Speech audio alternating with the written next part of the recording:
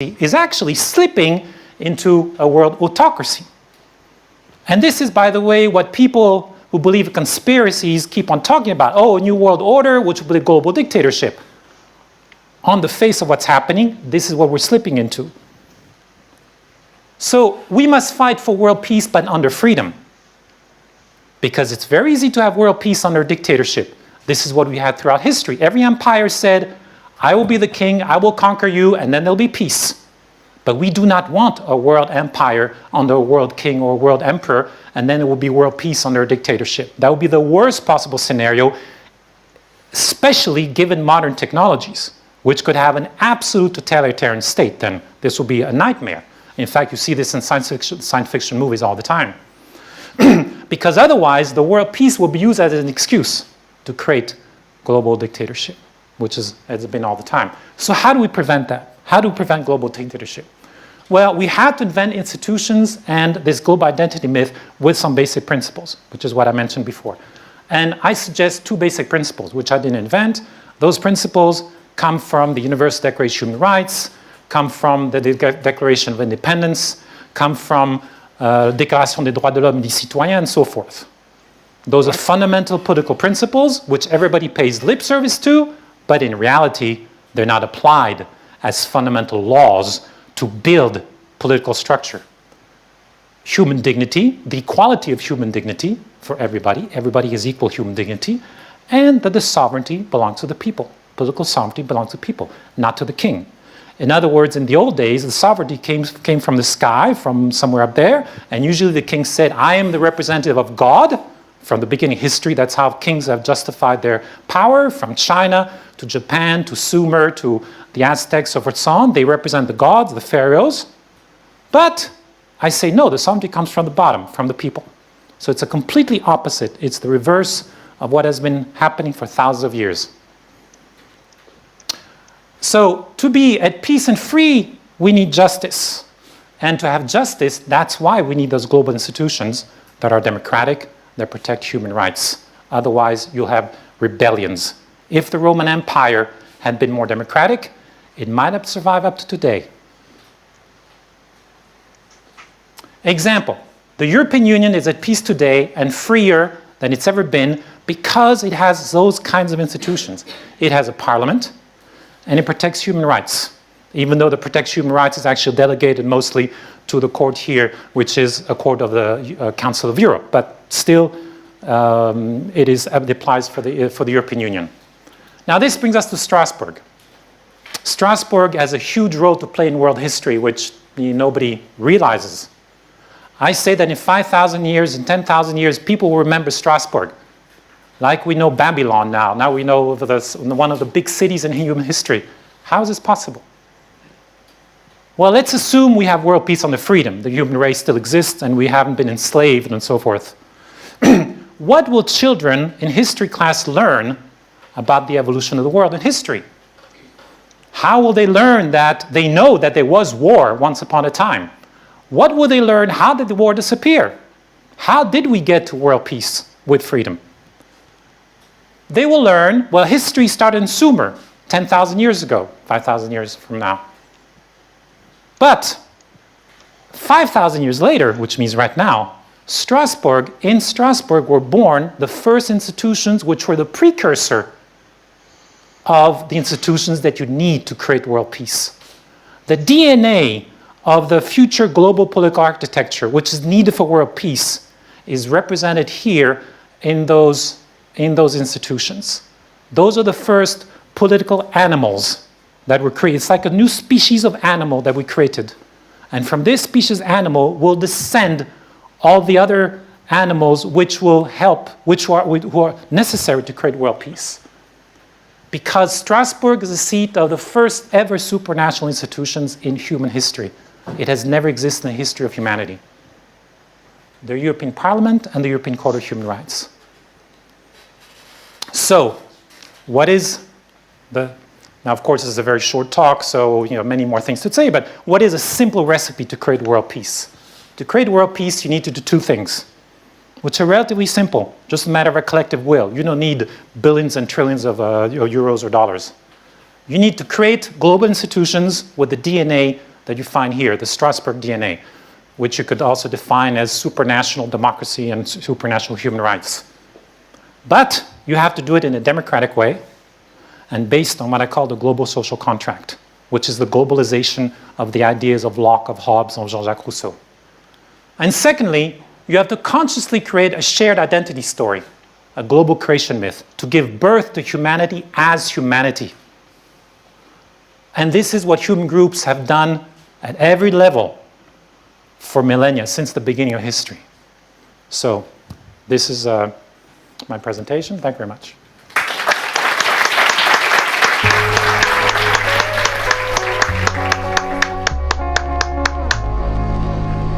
TEDx Strasbourg University. www.tedxstrasbourguniversity.com. X, independently organized TED event. Okay. Now for those one. Oh.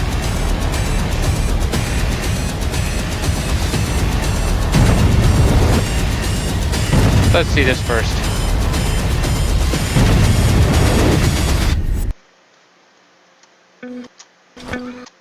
Okay, now, some of you may be thinking, world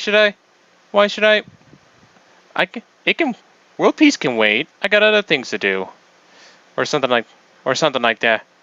That you might be thinking of putting attempts of world peace, putting your actions of committing to world peace aside to do other things, but we should commit to it right now. And here's why. To be busy. And it involves This is the Doomsday Clock. what he said. It was designed back in 1947 by artist Martel Langsdorff, and the Bulletin of the Atomic Scientists sets the clock to show how much time we have left until midnight. Midnight in this case meaning nuclear Armageddon and the end of humanity. In January 2017, the Bulletin of the Atomic Scientists revealed that the clock ticked 30 seconds closer than last year to the end of times, and cited, among other things, climate change. Did you hear that? Let me repeat it again. In January 2017, the Bulletin of the Atomic Scientists revealed that the clock ticked 30 seconds closer than last year to the end of times, and cited, among other things, climate change, cybersecurity, nuclear weapons, and Donald Trump as causes. At the Did you hear that? Donald Trump. I wonder what he'd be thinking right now if he saw this. At the announcement, Executive Director of the Bulletin, Rachel Bronson, said there were two concerns that stood above the rest. The first has been the cavalier and reckless language used across the globe, especially in the United States, during the presidential election and after. And the second is a growing disregard of scientific expertise. Cold War and world conflict have influenced the clock's time over the years, but disregard for scientific expertise by global populist leaders, including an American president, has never been cited as a doomsday factor. That said, the newest changes to the clock are the smallest in its history, meaning doomsday, thankfully, isn't necessarily any more imminent. So how accurate is the doomsday clock? And why was it made in the first place? The doomsday clock first debuted in 1947 as a graphic on the cover of the first edition of the Bulletin of the Atomic Scientists magazine. Artist Martel Langsdorff was married to Alexander Langsdorff Jr., a Manhattan Project scientist. Langsdorff and other concerned scientists founded the Bulletin 2 years prior, feeling a responsibility to warn and educate the public about the possibly disastrous consequences of their creations. Atomic bombs had been used for the first time in 1945, killing 130,000 residents of the Japanese cities of Hiroshima and Nagasaki. Initially, the time on the clock depicted the hour hand pointing straight at the 0 hour, with the minute hand placed at just 7 minutes before midnight. The time was completely arbitrary, though. Langsdorff just thought it seemed the right time. The graphic quickly adopted the name of the Doomsday Clock, and eventually gained world recognition as a symbol for the threat of an impending nuclear apocalypse. Since 1947, the Bulletin has regularly adjusted the clock face when they perceive a change in threat level, also taking into account other non-nuclear factors, like climate change, bioweapons, and cyber threats. Doomsday seems just a few ticks away now, but time on this clock doesn't really reflect actual time, nor is it particularly linear. In 1949, the bulletin set the clock to 3 minutes until midnight due to Soviet Union nuclear testing, Truman's dramatic announcement that Russia had the atom secret. and to 2 minutes until midnight in 1953, thanks to the US developing the hydrogen bomb. But a decade later, the clock turned back to 12 minutes before midnight, thanks to the US and Soviet Union ending atmospheric nuclear testing. A milestone in '63. East and West banned the testing of nuclear weapons in the atmosphere. The minute hand has continued to fluctuate through a range of minutes before midnight since then, from 7 minutes till in 1968 thanks to Vietnam, to 10 minutes till in 1972 at the signing of the first Strategic Arms Limitation Treaty. This is not an agreement which guarantees that there will be no war. But what this is the beginning of a process that is enormously important. To 3 minutes till in 1984 thanks to the heightened tensions between the US and the Soviet Union during the Cold War. None of the 4 wars in my lifetime came about because we were too strong. It is weakness that invites adventurous adversaries to make mistaken judgments. And all the way back to 17 minutes till in 1991, after the end of the Cold War and the signing of START, the Strategic Arms Reduction Treaty. Whether about issues on which we agreed or disagreed, the spirit of candor and openness, a desire not just to understand, but to build bridges, shone through. In every case, dangerous or potentially dangerous events dictated whether the minute hand moved closer to or away from doomsday. But 2017 is the first time since the Cold War that the bulletin expressed deep concern about the disposition of an American president towards science and nuclear weapons. First of all, you don't want to say take everything off the table. No, just you're a nuclear. bad negotiator if you do Just that. nuclear. Look, nuclear should be off the table. But would there be a time when it could be used? Possibly. Okay, Even though the outlook seems grim, it's important to remember what the time on the clock is really meant to show. It's not doomsday yet, and on this clock, we can turn back time. And that involves you. And the way to do that involves you. Let's get and me.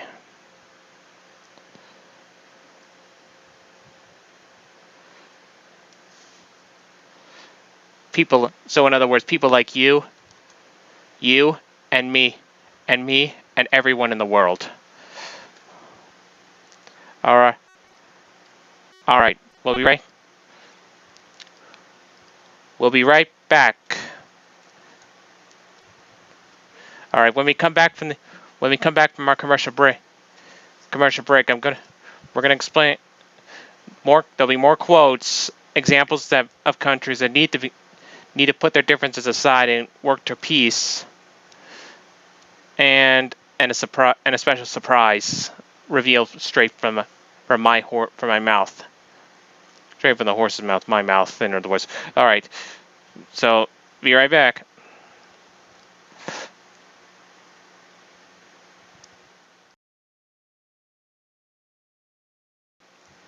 I'm back. Oh yeah, and the reason for the screen change is because I wanted to tell you something. I'm hoping to run for office one day. In fact, become president of the United States. And one of the things I want to definitely do is try to achieve world peace. But I won't be a pacifist. But I won't be as some people will call a pacifist. Take for example, the Japanese attack on Pearl Harbor, December 7th, 1941. If I was in FDR's shoes, I wouldn't, and they attacked us, I wouldn't hesitate to declare war. But I went on. But you should. That's why countries should only declare war when it's necessary. That's for me. I'm gonna use an example with this stack of cards. I know I did this in a previous video, but I'm gonna show you anyway. Every card on top is represented by every option. Is representing every option on the table. With the last card in the deck representing war. If there's no other, I would only use that card. That card should only be used as a last resort. If all other options in the deck have been used. Same goes with assassination.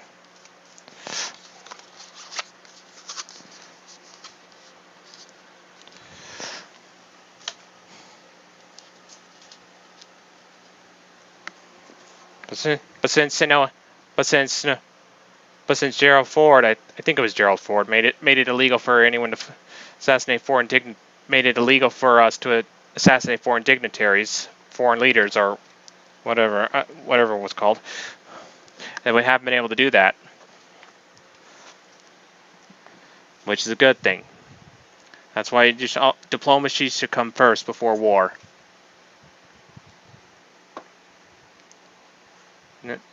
Well, now, and I hope you understand my views on how I would do world peace. All right, time to switch back. Give me a second here.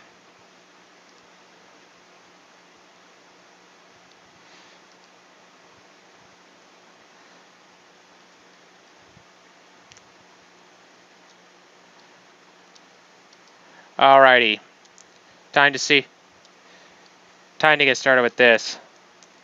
First, and one of the countries that needs to be a piece of one of the countries if it hasn't been achieved by the time I get in office, then I'll work towards it. Trying to get Japan and North Korea to negotiating table to achieve peace. But in order to do that first, you have to understand. There's one thing you have to understand: why don't they like each other? And we're gonna find out right now in this video.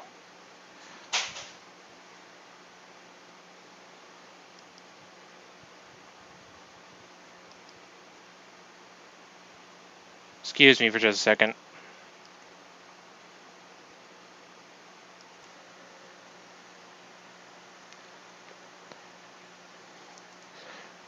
Sorry about that, folks. I heard a noise outside, and I went to go and investigate.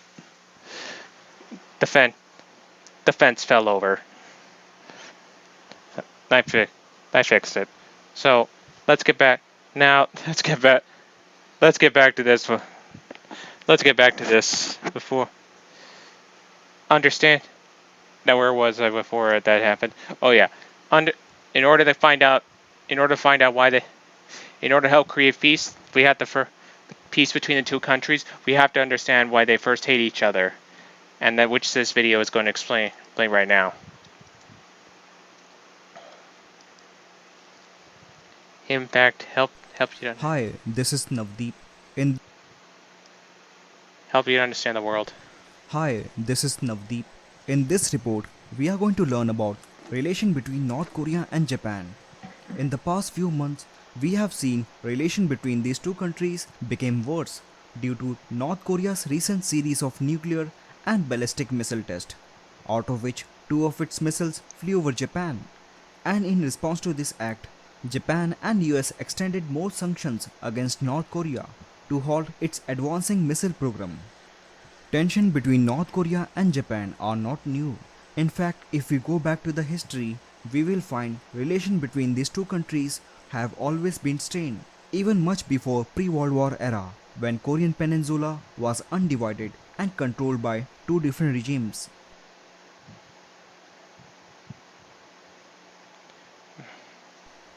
In the political turmoil of Korea in mid-19th century, Queen Min overthrew the dictatorship of Hyungseong Daewang.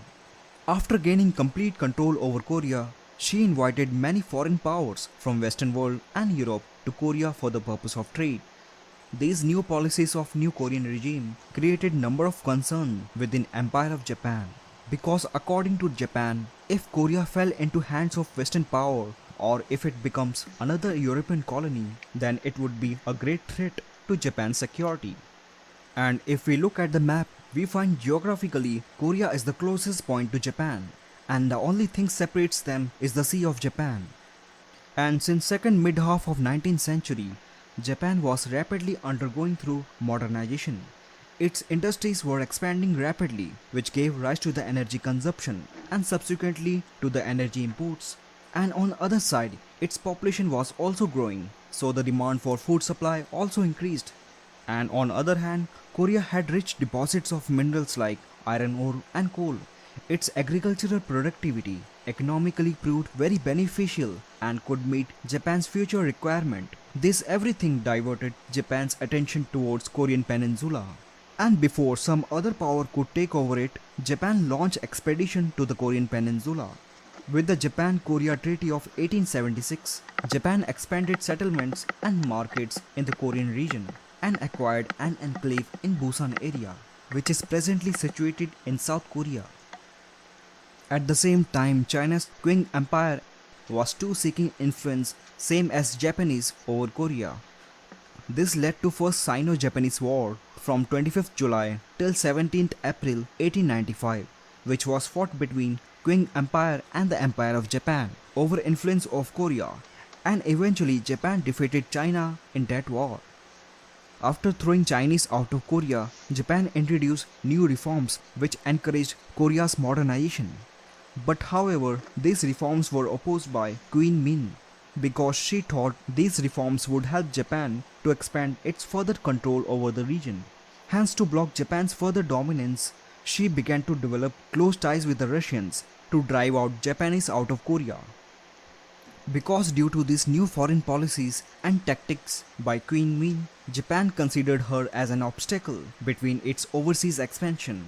So to stop Russian getting inside Korea, in 1985 Queen Min was assassinated by Japan. Soon this act of Japan gave rise to the anti-Japanese sentiments all over Korea, which led to nationwide protest. After assassination of Queen Min, King Gojong fled to Russia, but after a year he returned back to Korea and Kingdom of Joseon was transformed into Korean Empire in October 1897. Korean Empire once again tried to cultivate links with Russians and invited them to expand their influence to limit Japanese dominance in the region. Japan saw this as a threat to its interest. Hence, like what they did to Chinese, they once again launched war against Russians to drive them out of Korean peninsula, and Japan won that war too. After the war, Japan and Korean Empire made treaty in 1905, which affirms Japan's diplomatic sovereignty over Korea and Korea as a protectorate of Imperial Japan. And just after 5 years, in 1910, Japan officially annexed Korea by signing the Japan-Korea Annexation Treaty. After Korea's annexation, Japan gained complete control over the peninsula and Korea became a colony of Japan.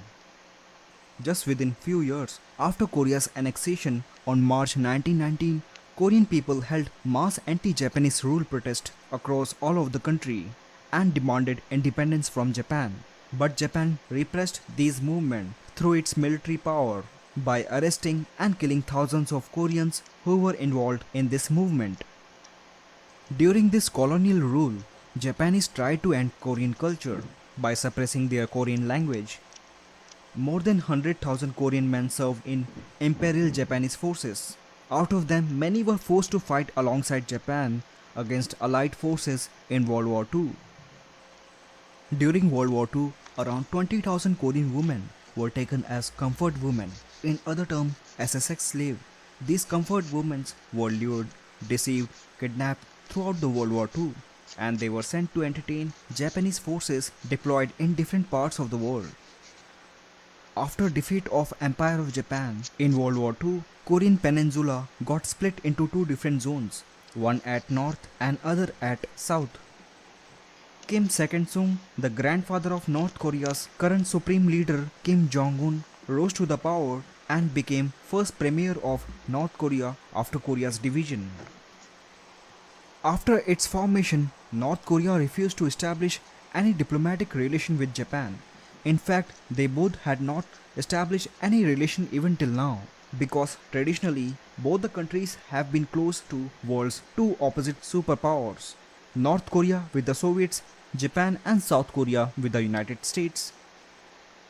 North Korea have no diplomatic relation with the US because during Korean War, the United States thwarted North Korea's attempt to conquer South Korea. The United States maintains number of military bases in South Korea and Japan.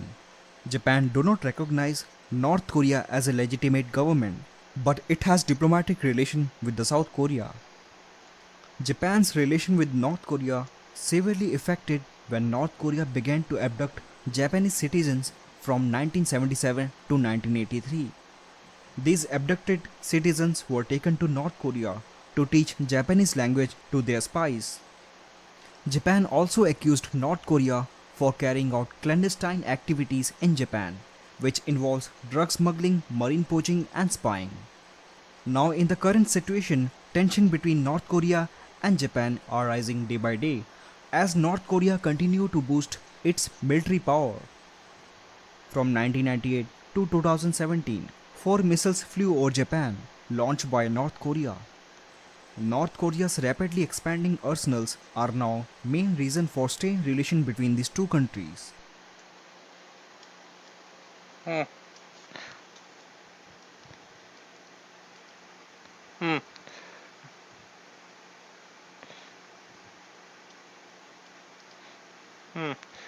That's going to be a tough one.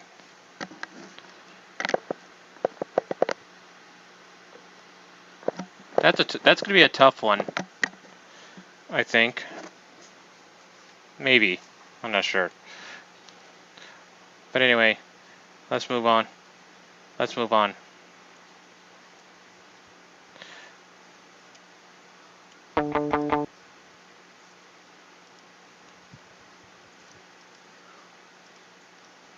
Whoop! We got more quotes about peace. So let's take a look at them. Daily quotes your way to wisdom. Peace cannot be kept by force. It can only be achieved by understanding. Albert Einstein. An eye for an eye only ends up making the whole world blind. Mahatma Gandhi. Peace is not absence of conflict. It is the ability to handle conflict by peaceful means. Ronald Reagan. When the power of love overcomes the love of power, the world will know peace. Jimi Hendrix. Lord, make me an instrument of thy peace. Where there is hatred, let me sow love. Francis of Assisi. Better than 1,000 holy words is one word that brings peace. Buddha. We can never obtain peace in the outer world until we make peace with ourselves. The Dalai Lama. Peace is a journey of 1,000 miles and it must be taken one step at a time. Lyndon B. Johnson. Pursue some path, however narrow and crooked, in which you can walk with love and reverence. Henry David Thoreau.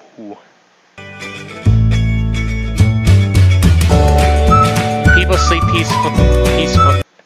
peaceably in their beds at night only because rough men stand ready to do violence on their behalf.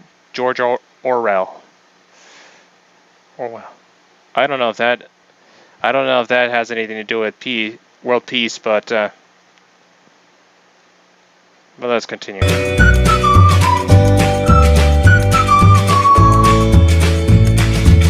Peace begins with a smile. Mother Teresa.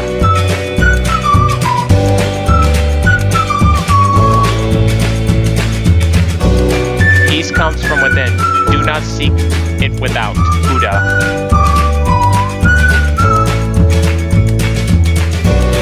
If everyone demanded peace instead of another television set, then there'd be peace, John Lennon. Man, that name just keeps coming up every so often.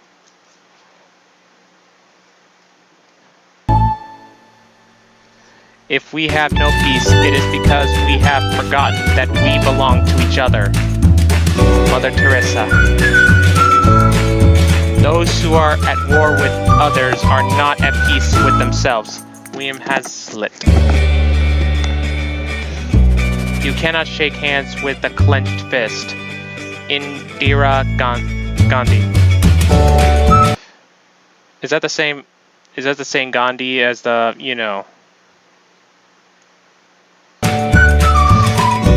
I dream of an Africa which is in peace with itself. Nelson Mandela. I was hoping when he would come up. A people free to choose will always choose peace. Ronald Reagan. First keep peace with yourself, then you can also bring peace to others. Thomas A. Kempis. Even peace may be purchased at too high a price. Benjamin Franklin. Yeah. Haley, thanks for... Go. I just subscribed. Next. The first time I did dialysis, I was 15 years old. It was a loss that I didn't know how to cope with. The people behind 23 are playing politics with our lives. I could die if Prop 23 passes. Please vote no. Japan's ruling... Okay, now this video is kind of odd, but global insight. Will Japan's new PM make peace with South Korea? And this happened not that long ago, actually, September 14th. This video was uploaded on the YouTube on September 14th, 2020. Not that long ago, actually. So let's take a look. Japan's ruling party on Monday elected Chief Cabinet Secretary Yoshihide Suga as its new leader to replace Shinzo Abe, after the Prime Minister resigned earlier this month citing chronic health issues. Suga is almost certain to be appointed the interim Prime Minister in a parliamentary vote on Wednesday, given the Liberal Democratic Party's majority hold of the seats. Now, the 71-year-old has been Abe's right-hand man for nearly 8 years and said he will follow in his footsteps when it comes to major policies. But it doesn't look like an easy ride, as Abe leaves behind a stagnant economy and, of course, the ongoing COVID-19 pandemic. So to discuss what the next 12 months might look for Japan's presumed new Prime Minister, we're joined by Seijiro Takeshita, Dean and Professor at the School of Management and Information at the University of Shizuoka. Hello, it's lovely to see you. Hello, good morning. Good morning, and we're also joined by Kim Byung-ju, Professor at Hankuk University of Foreign Studies here in Seoul. It's great to have you on the show again, Dr. Kim. Great to join you here. Thank you very much. Well, to dive straight into the issue, let's start with you, Dr. Takeshita. So, Yoshihide Suga appeared to be the party's favourite before the party officials, of course, went to the polls yesterday. But former Defence Minister Shigeru Ishiba, he actually enjoyed a lot of public popularity. So what really was the main reason for Mr. Suga's appeal? Well, his appeal is smooth transition. I mean, he had been the Chief Cabinet Secretary for almost 8 years under Mr. Abe. So obviously, he knows the people, he knows the methodology, he knows the current situation. Ishiba-san used to get even bigger popularity almost 8 years ago, I remember. So he was a real arch rival of Mr. Abe, but he doesn't really get the support from the factions within the LDP. In fact, Mr. Suga received support from 5 of the 7 major factions within LDP, which means that he has secured a very strong background. And this is quite interesting, considering the fact that Mr. Suga is probably the first Japanese Prime Minister that is independent, that does not belong to any faction. So basically, it was a very good interim Prime Minister, as you say, but I think his Well, I would say his span might be a little bit longer than what we assume right now. Oh, well, that's very interesting. Well, Dr. Kim, Suga, as Dr. Takeshita mentioned, is known to be more moderate than his rivals. How do you think he's going to be received by Japan's East Asian neighbors, primarily South Korea and China? I think on the slightly negative side first, the fact that he has been serving for Prime Minister Abe for so long, almost 8 years, 7 years and 9 months, according to the calculations, as his cabinet secretary, his general secretary in terms of the idea. That probably makes him very much like Abe. A lot of people believe, countries like China and Korea believe. And because he's been so closely tied to Abe, a lot of people believe, among the three candidates that ran for the new prime minister seat, that they believe, Mr. Suga is the one that is most likely to continue on with Abe's line of foreign policy altogether. And Suga himself has mentioned several times that he's going to continue on with Abe's line, and also he had said that he's going to closely consult with Abe in terms of foreign policy as well. So that has raised concern in the minds of Chinese and Koreans and neighboring countries that Suga will be continuing with Abe's line, not necessarily improving the relationship with the neighbors. But however, on the relatively positive side, many experts have pointed out that Suga himself is not as much as of an ideologue as Abe himself, meaning that Suga is more neutral.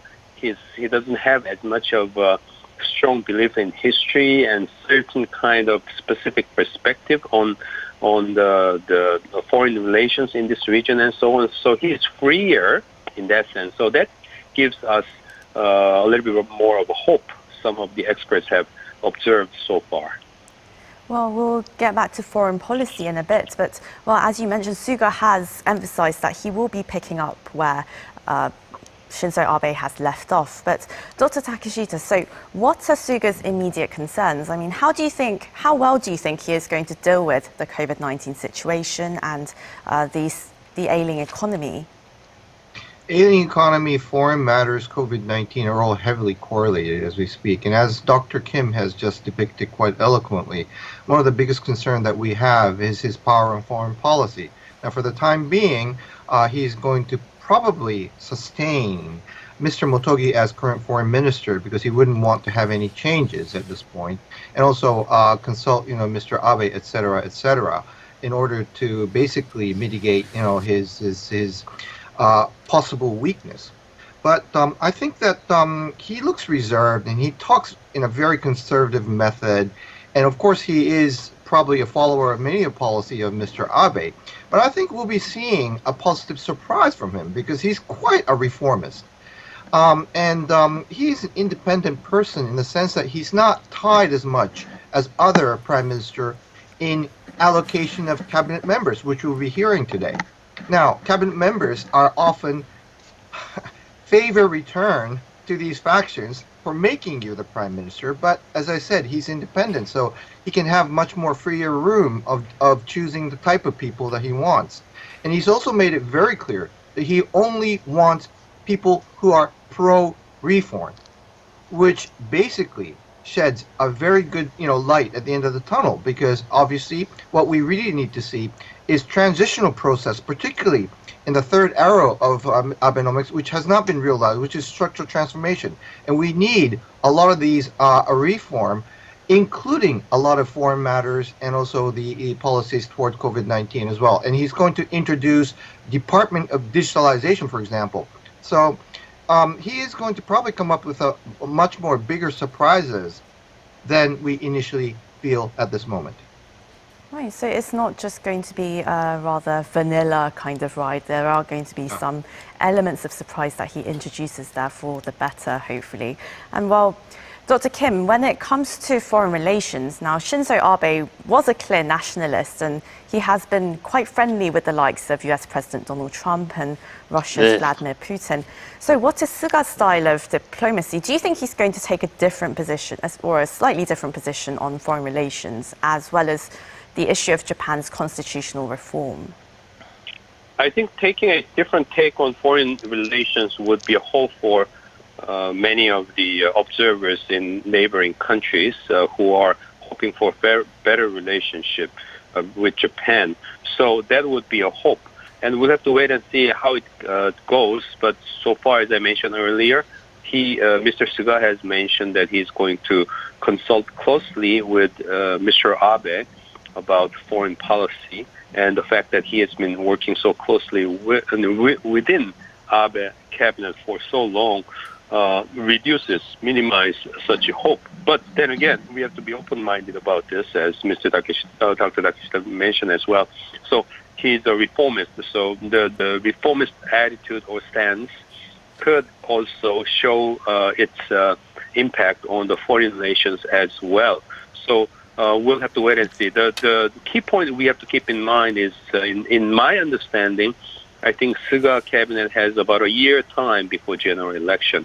So my guess would be, along with guesses of other observers, is that he may show the status quo, at least for the next about a year time, until he goes through a general election and he becomes, if he's successful, becomes the next prime minister based on popular votes.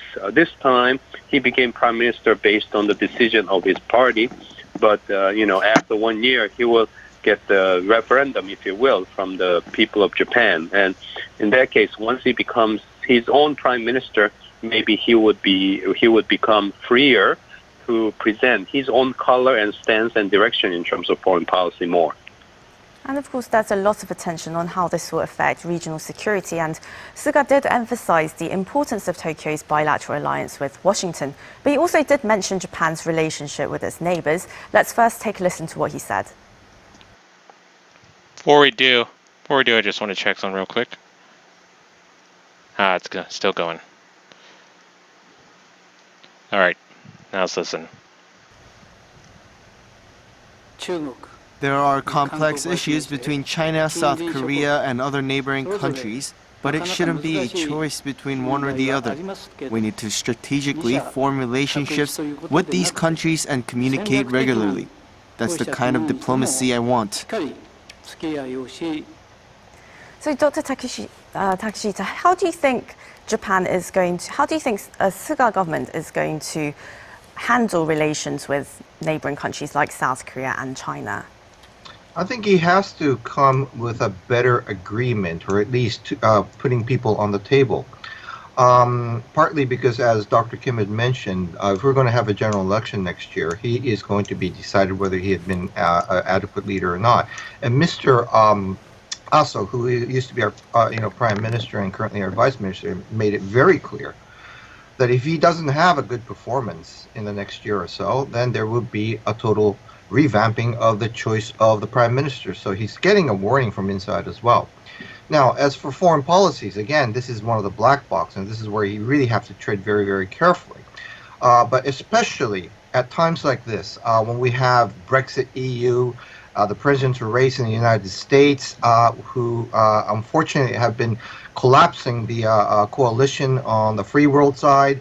I've got the North Korean issue, Chinese aggression. All these issues really need to be put on the table. I think one of the problems that we're facing is that many of the political issues are going to the table by looking at the public opinion rather than having a talk. So this is where I think Mr. Suga has to tread carefully and try to patch up a lot of relations and to reconsolidate the powers in this area to fight off various aggression that we're seeing right now.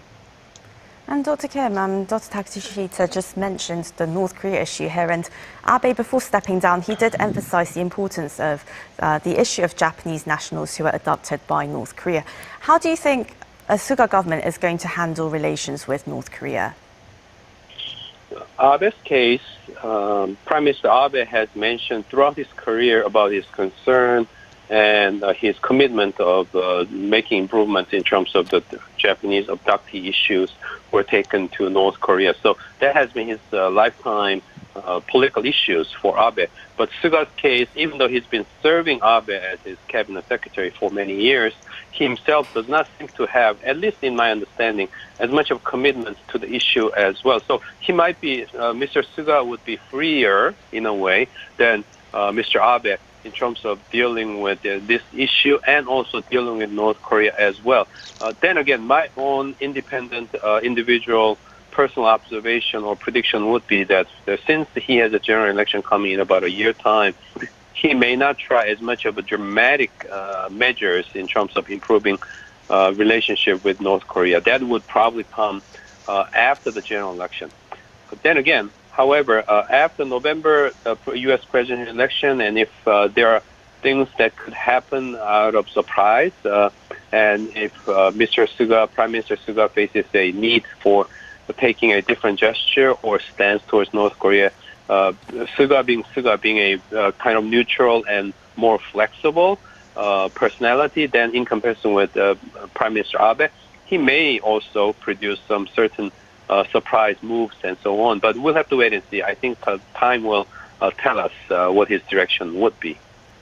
And before we go, Dr. Takeshita, if Mr. Suga does become Prime Minister, as we're widely expecting, then he will be meeting with the heads of South Korea and China in a trilateral meeting later this year. Do you think it could really then be a chance to turn around relations and go in a more positive direction for regional peace and security? I'm quite hopeful. This is one of the great things about changes and alterations. You can start anew on relationships, particularly with the new members.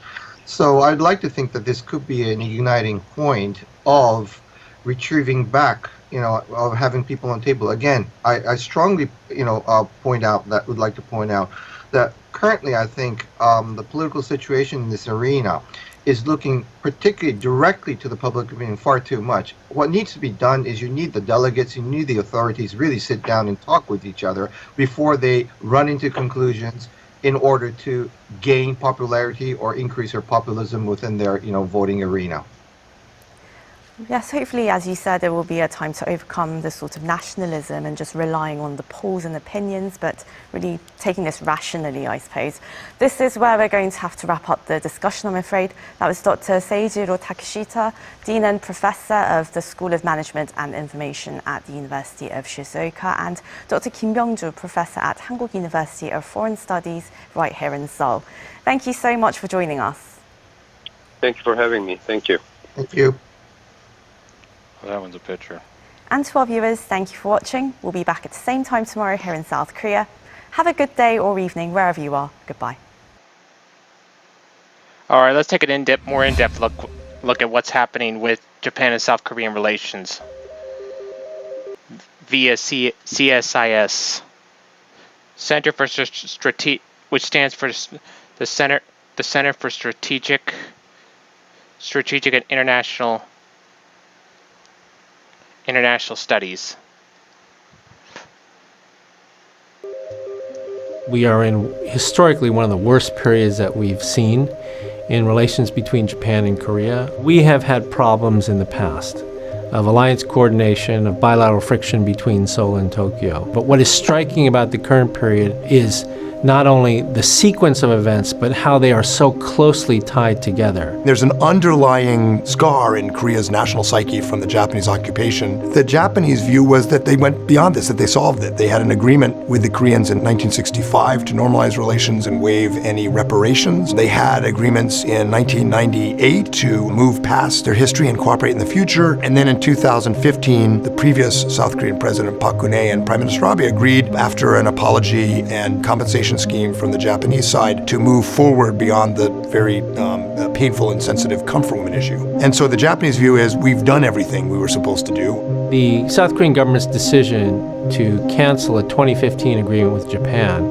with regard to resolving the comfort women issue was in many ways the very beginning of this whole process, because it was an agreement that had been made by previous South Korean government and the current Japanese government. And it was a government-to-government agreement with government funds dispersed as part of the resolution to that agreement by the Japanese government. So Canceling an agreement like that, I think, was a surprise to many, and it was a source, I think, of a lot of the ill will that moved forward since then. It gained a lot of steam in South Korea because of the pent-up historical resentments that still exist even generations today. It's very difficult to think of modern Korean identity today as being divorced from resistance to Japan. There's always sort of a reservoir of ill will, resentment over history. This was obviously an unpopular decision in Japan. What they point to in particular on the Japanese side is a Korean Supreme Court decision that in fact South Korean private citizens can sue Japan, that the reparations waived in the 1965 agreement don't count. And from the Japanese perspective, that first of all, is moving the goalpost, but also it means that every other peace treaty they've signed with every other country could be reopened, and they just can't afford to do that. So they came down pretty hard in retaliation by taking South Korean companies off the so-called whitelist of preferred partners that would not automatically be subject to export control rules. And that means that Japanese components for Samsung and Korean companies face higher hurdles. The South Koreans retaliated by canceling GSOMIA, which is actually pretty important to the US. The GSOMIA agreement allowed for Korea and Japan to share intelligence information directly along with the common ally. Intelligence information directly allowed for GSOMIA, General Security of Military Information Agreement. Korea and Japan to share intelligence information directly along with the common ally, the United States. The absence of it makes it harder not just for the United States, but also for Korea and Japan to deal with threats from places like North Korea. So this has gone from kind of trade spats to core security issues in a dynamic that's very, very negative for U.S. interests. The core of the U.S. position in Asia is the trilateral relationship among the United States, Japan, and Korea. If there is instability along that triangle, that does not redound to the benefit of the United States, South Korea, or Japan. Meanwhile, it allows countries like China and Russia to encroach on territorial space for Japan and South Korea, as they have done. Because it suggests that Korea is separating from Japan and therefore separating from the U.S. alliance system. And that is not what the Koreans intend, it's not what the Japanese intend, but that is the signal we're sending to China at a time when Beijing is clearly trying to split Korea and other allies off from the United States. And it allows North Korea to fire off over a dozen missiles in the last 2 months with absolutely no ramifications to follow from that.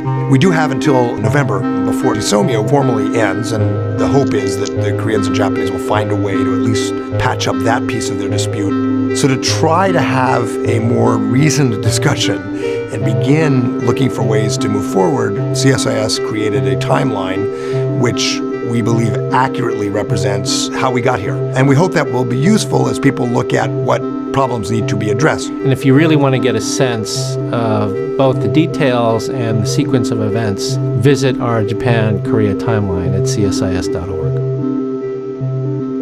Will do.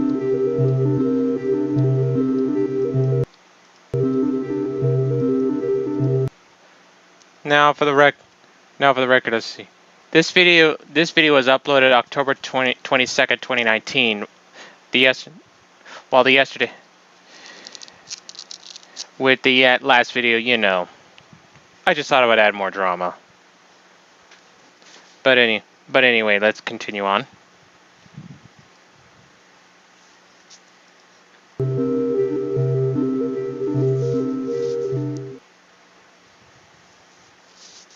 Are you one of the many people concerned about the climate crisis? At Ecology, we make climate action simple and affordable for you, your business, and your family. Tokyo responded to the... Here's a video of Japan to cooperate closely with U.S. and South Korea. China hopes for peace and stability on Korean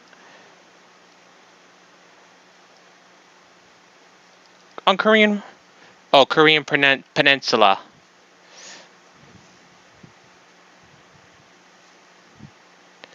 So let's see. Tokyo responded to the news by announcing it would cooperate closely with Seoul and Washington. Chief Cabinet Secretary Yoshihide Suga made this announcement during a daily press briefing.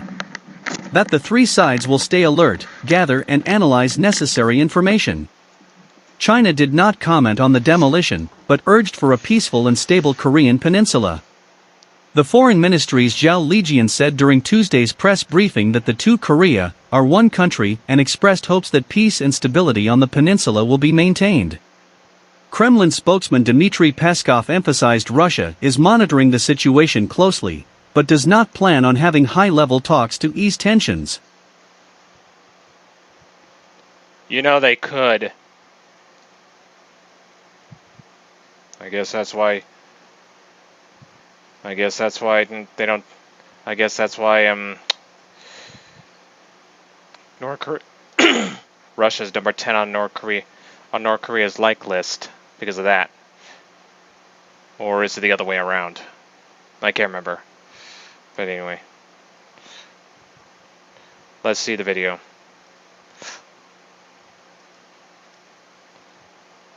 Tokyo responded to the news by announcing it would cooperate closely with Seoul and Washington. Chief Cabinet Secretary Yoshihide Suga made this announcement during a daily press briefing that the three sides will stay alert, gather and analyze necessary information. China did not comment on the demolition, but urged for a peaceful and stable Korean peninsula. The Foreign Minister's Zhao Lijian said during Tuesday's press briefing that the two Koreas are one country and expressed hopes that peace and stability on the peninsula will be maintained. Kremlin spokesperson Dmitry Peskov emphasized Russia is monitoring the situation closely, but does not plan on having high-level talks to ease tensions. You know, if I knew that I'm Fake Zappa, and I approve this message. If I knew the description was going to say that, I never would have said it.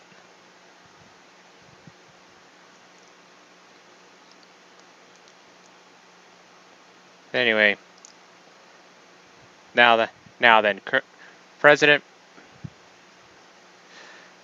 Moon of South Korea says relations with Japan necessary in pursuing peace on the Korean Peninsula. That includes countries like North Korea.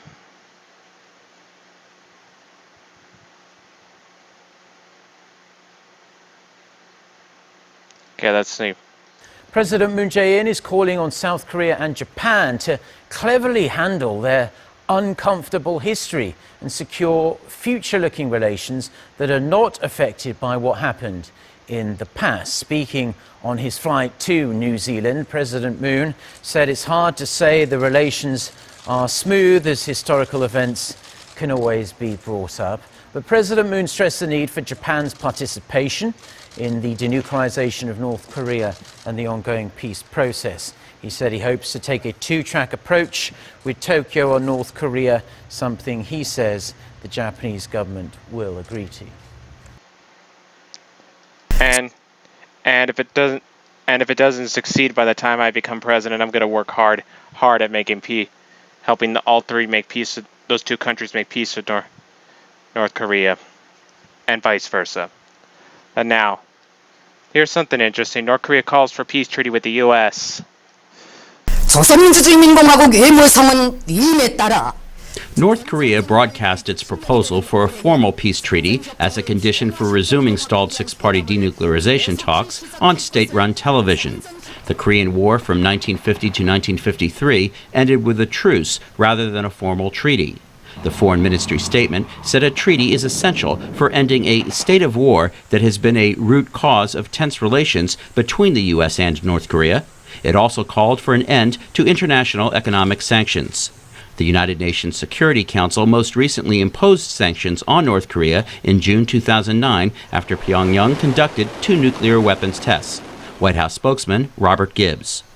The North Koreans are well aware of what they need to do to come back to talks with to six-party talks and dealing with this issue, and that is give up the idea of a nuclear state on the peninsula, just as it agreed to do several years ago. Assistant Secretary of State Philip Crowley also said North Korea must return to the six-party process, but rejected the idea of lifting sanctions as a precondition. We've made clear going back several months we're not going to pay North Korea for coming back to the six-party process. China, Russia, Japan, the United States, and South Korea have been attempting to persuade North Korea for nearly 7 years to abandon nuclear weapons in exchange for financial, energy, and diplomatic incentives. An agreement that North Korea signed with the five nations in September 2005 lays out a framework for gradual moves toward a peace agreement in tandem with disarmament. Robert Raffel, VOA News. Interesting. I know that's one of the things I'm going to heavily work on if I become president. Just like how John McCain did with Vietnam, I'm going to work hard at doing with North Korea. Even though John McCain was in the Vietnam War and I was never in the Korean War, that's how determined I am. World peace.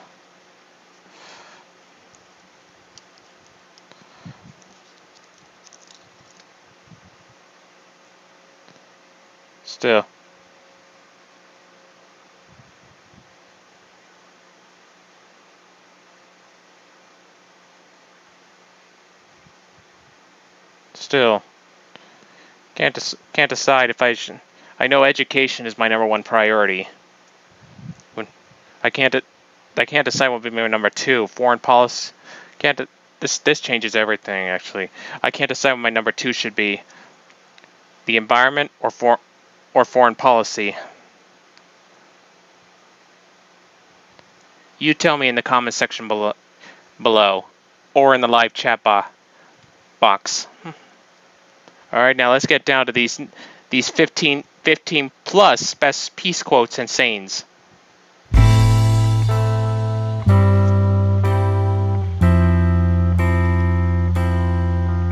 All right.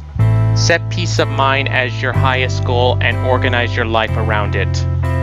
Quoteamo.com. Peace cannot be kept by force. It can only be achieved by understanding. Albert Einstein.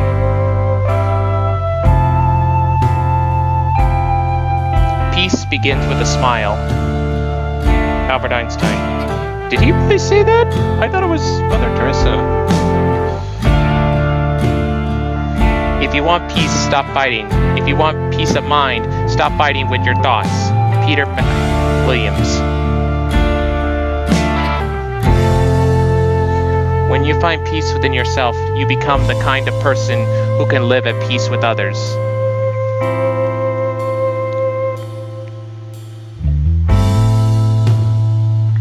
Peace is the result of retraining your mind to process life as it is rather than you think it should be.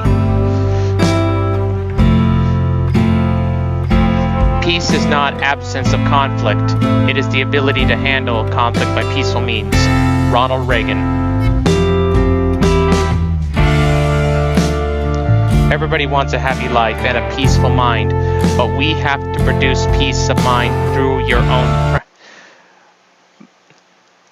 own practice. Dalai Lama X5E.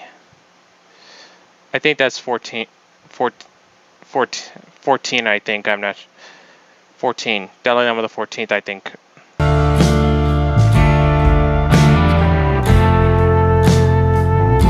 Peace of mind comes when you stop expecting and start accepting.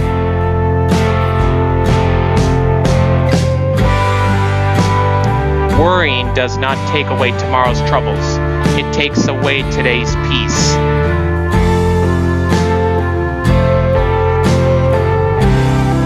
Always end your day with a positive thought, no matter how things are.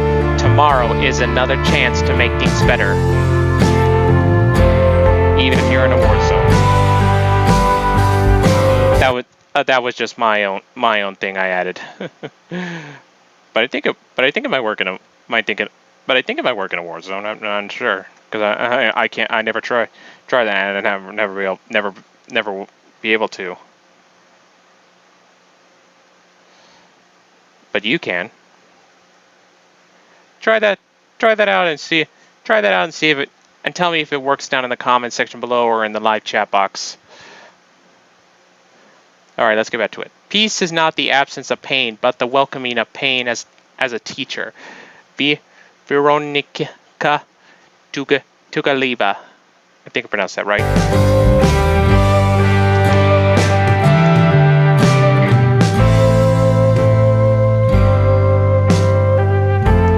peace comes from within. Do not seek it without.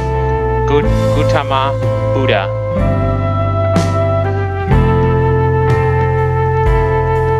There is no way to peace. Peace is the way. Mahatma Gandhi.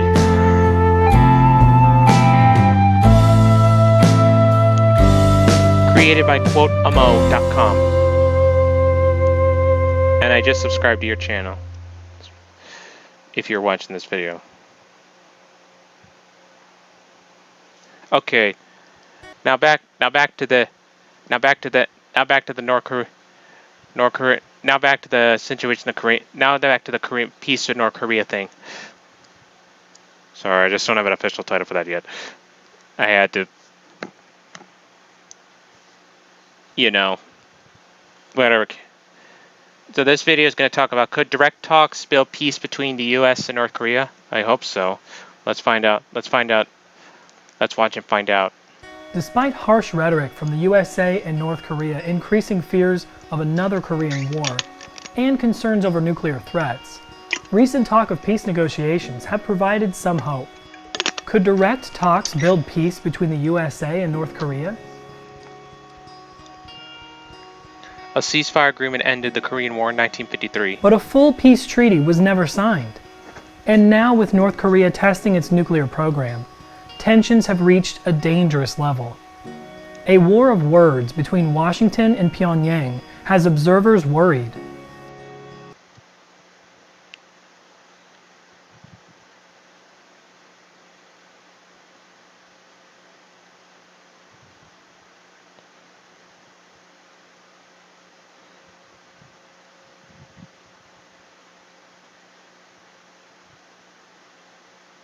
Well, Trump's worried about one thing.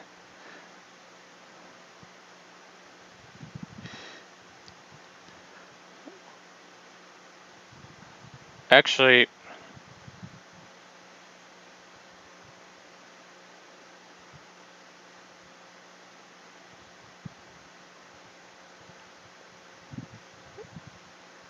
actually they're both right in a way. I don't want to say what they said. You'll just have to find out for yourself. You may be doing that right now if you zoomed in the video. Okay, let's continue. The situation has major repercussions for the rest of the world too, even before it reaches the level of war. Any kind of instability in Asia that raises the specter of war at a minimum could rattle global markets, and at a maximum could bring us into a global recession. Suggestions for resolving the crisis have included economic sanctions, military strikes on North Korea's nuclear facilities, out of the question, and the forging of a protective nuclear agreement between China and North Korea. I think I'm in favor of that last one.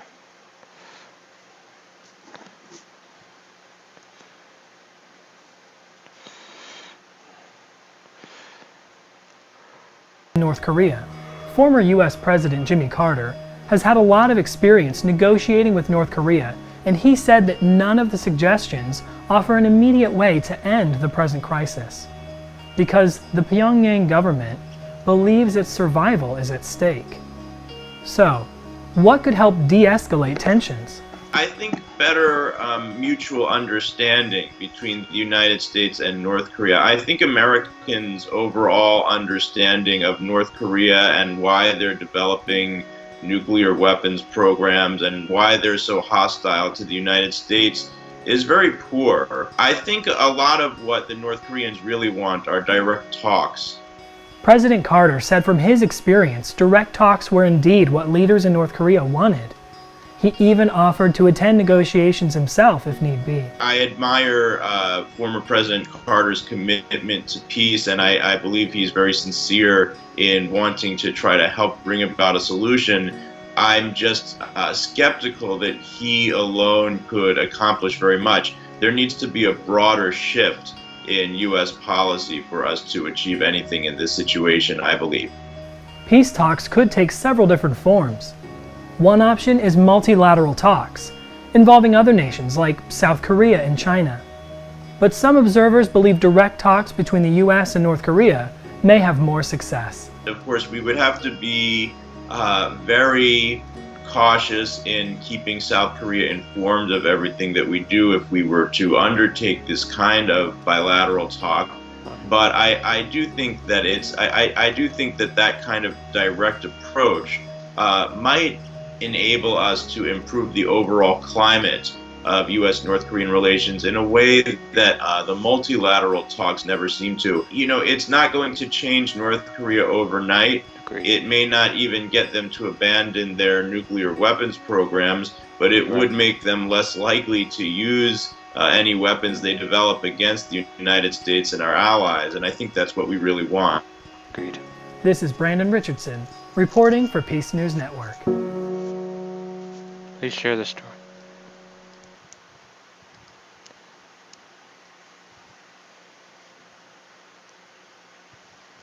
Give me just a second.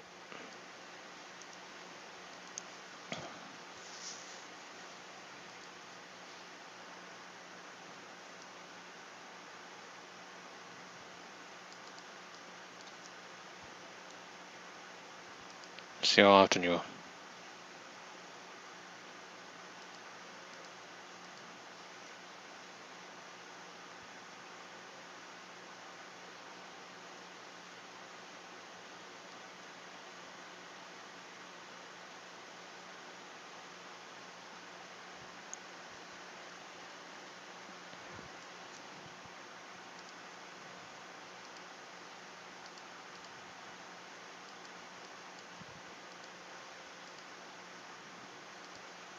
Sorry for the wait. They just got my subscription, the channel, and that's what kind of strategy I would. Well, that's what I would do. But I know I've been work hard, but I don't think it happens overnight that quick. But I'm hoping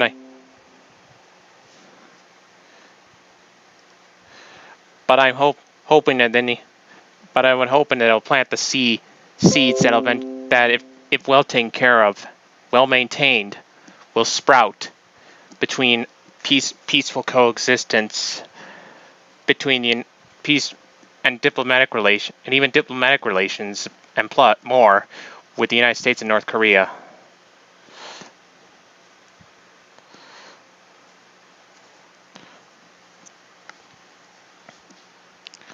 So now let's get to the next video. Are North Korea and the U.S. ready for peace? Let's find out.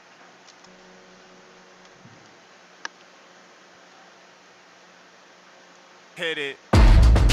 Do your own thing. Like this. Yeah. Like that. Yeah.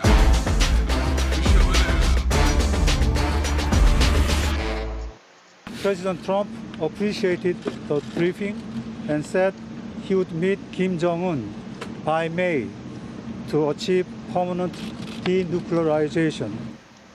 We are covering this developing story from here at home and abroad. Senior correspondent Susan Ormiston is digging into the prospects for peace, and our Asia correspondent Sasha Petrusik is tracking reaction from South Korea. But first, what led to tonight's extraordinary announcement? Until tonight, such a meeting seemed not just impossible, but a little ridiculous to even contemplate. Yeah, that's what I was saying. North Korea had been launching a series of missile tests since last August. The last one, it said, was capable of reaching U.S. soil. And Trump had been retaliating with escalating sanctions and an escalating war of words, threatening Kim Jong-un with fire and fury. Rocket Man is on a suicide mission for himself and for his regime. So why their dramatic climb down now? Well, Susan Ormiston just returned from South Korea, where she was covering the Olympics. And Susan, as we saw, an incredible turn of events that really got going in part due to the Games. Yes, pretty dramatic tonight. Both sides appear to want to move on that momentum which started at the Pyeongchang Olympics, but really quite a reversal for a president who, as you saw, called Kim Jong-un Little Rocket Man and also told his Secretary of State Rex Tillerson that he was wasting his time trying to negotiate with North Korea. Right. So what has to happen now? Well, lots. The U.S. has to assess the credibility of Kim Jong-un's offer to suspend nuclear trials and tests, and also what the North Korean leader really means by committing to denuclearization. The U.S. has to come up with a negotiating plan to present at any North Korean summit, and it can't start with dismantle all the nuclear weapons. That would be a failed talks. So that's going to be the biggest nut to crack, and it has to engage other countries, Japan, China, Russia, of course, South Korea, who all have vested interests. And this all has to happen, Andrew, with a deficit of North Korean diplomatic experts currently in the White House. The U.S. has no ambassador in Seoul. That's a vacancy. And the most senior diplomat with experience on North Korea left his post just last Friday. So there has to be all kinds of pre-meetings in place before any presidential summit. So it's a mammoth task ahead. What do we know about the meeting itself? Well, you heard the South Koreans say it will be in May, but tonight the White House is backing up a bit, trying to give itself a bit more wiggle room on the dates. Sarah Sanders said earlier this evening that President Trump accepts the invitation at a place and time to be determined and looks forward to the denuclearization of North Korea. Now, Andrew, let's be clear, we have not heard that the North Korean leader is saying he will dismantle all the nuclear weapons. Tillerson said just yesterday, positive sounds, but a long way from direct talks. And tonight, a senior administration official said, in fact, we're not talking about negotiations, we're talking about a face-to-face meeting. Right. Susan Ormiston reporting for us tonight. Now, our Asia correspondent, Sasha Petrusek, is also following this story from South Korea. He's in Pyeongchang to cover the Paralympic Games. But Sasha, clearly a different focus tonight. Tell us about the reaction in South Korea, both from the president and from broader society. Well, I think this has been really the president's dream come true. President Moon Jae-in of South Korea has been working toward this in different ways for all his career, really. And he was elected just a little more than a year ago on a platform of conciliation with the North, not confrontation, with this idea that the North could be brought to the negotiating table. So for him, this would be a huge political win. You know, I have to tell you that over the past 2 years, I've been watching public opinion here in terms of North Korea. Obviously, South Koreans have the most at stake. They're right next door. They would be on the front line of any confrontation with the United States, between the United States and North Korea.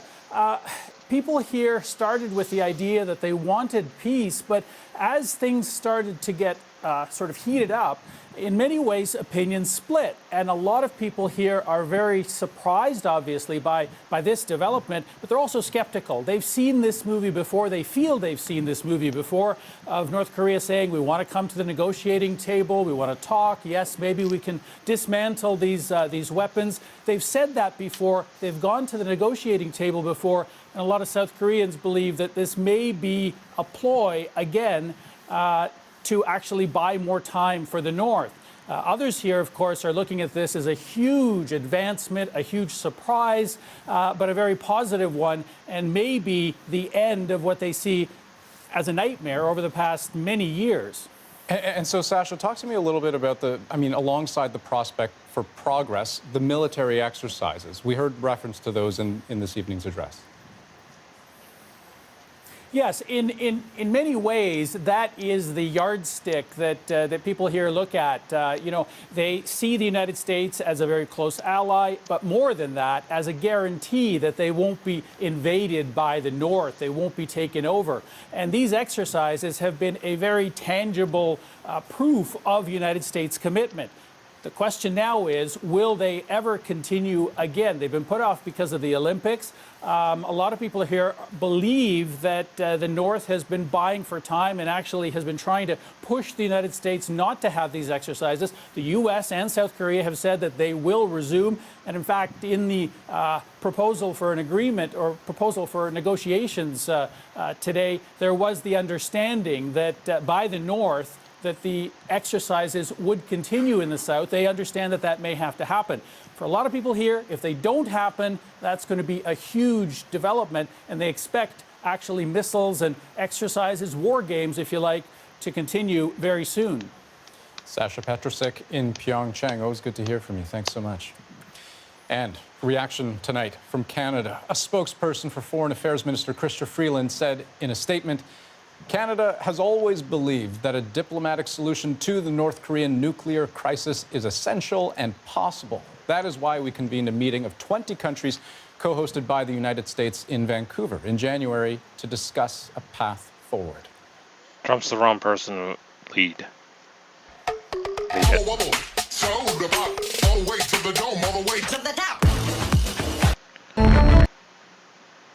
Okay, now, if peace is finally achieved, the U.S. and North Korea, what might peace look like?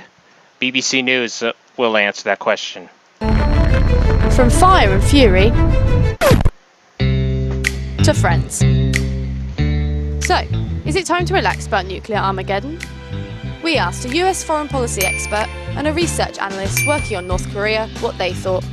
Kim and Trump definitely haven't solved everything. At least we're not in 2017 again, where Donald Trump was calling Kim Jong-un Little Rocket Man, Kim Jong-un was calling Trump that mentally deranged American dotard. That opportunity to stumble into war accidentally has definitely reduced, but the risk of nuclear weapons still remains because North Korea essentially still have that capability. Hold that thought, guys. Are you saying Kim might not hand over his nukes? Why would they give them up? They've achieved something that they've long wanted to achieve, and that's apparently normalising US relations. At the same time, though, on the American side, there's no chance of a normalisation of relations without freezing, testing, capping that arsenal. The likelihood is that's going to take at least a decade, if not more. Huh. So, not exactly straightforward. But what about trade? Maybe a Trump Tower in Pyongyang? I find it very hard to see Trump Towers starting to pop up all over Pyongyang. Oh. The North Koreans aren't necessarily looking for an economic relationship with the US. They're looking very much for political leverage and political acceptance.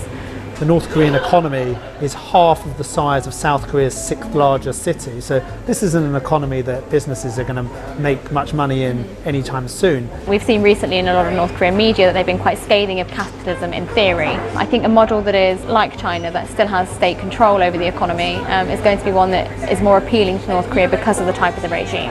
Maybe Kim Towers is more likely to be an initiative that pops up. Too much. But in all seriousness, could things get better for North Koreans? You have a regime that takes millions and millions of dollars from the North Korean economy to spend on powerful weapons while the population is starving and dying in gulags. Every president has put denuclearization way above human rights in the discussions. I think Trump has a particular position on human rights. He's been quite willing to be outspoken in saying this is not going to be a major part of the policy that I pursue. For the cameras at least, things seem amicable. But it's anyone's guess what they're really thinking. That's my guess too. Okay, Peace Points is going to explain the current state of U.S. North Korea relationships.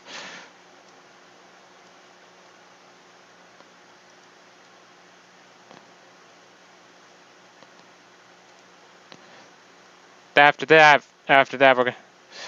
it'll be another U.S. North Korea video and 15 inspiring quotes. Then we're gonna take a break. Then we're gonna take another break.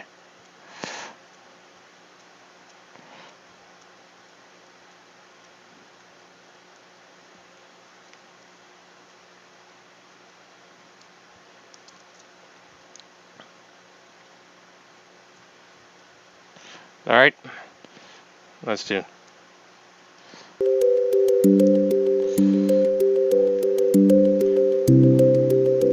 Peace Points. A conversation with series director Dan Smith. The current state of U.S.-North Korean relations. Recorded So Dan, at the end of 2019, 2019, we again look at, as it seems, an increasingly worrying trend in the U.S. and North Korean relations. What is your take on the current situation? I think it is very difficult to read trends in the relationship between the US and North Korea. A couple of years ago, there were serious insults being traded between the two leaders. Then at the beginning of 2018, there was a breakthrough. There was the Olympic diplomacy, there was the inter-Korean détente, and then there was the meeting between President Trump and Kim Jong-un of North Korea in Singapore in June 2018. So at that point, it seems like there has been a really quite unexpected breakthrough and improvement in relations. But they have been unable to follow up on that. And now there is some sense on the North Korean side, they are maybe reconsidering. They have set a deadline, or the leader has set a deadline of the end of this year, by which time the US has to change its attitude and its policy. But they haven't made it clear what it is they actually want that attitude and policy to change to, apart from it being in general terms something that they would like better. On the US side, President Trump is coming under increasing pressure on the basis that his diplomacy towards North Korea has produced nothing so far.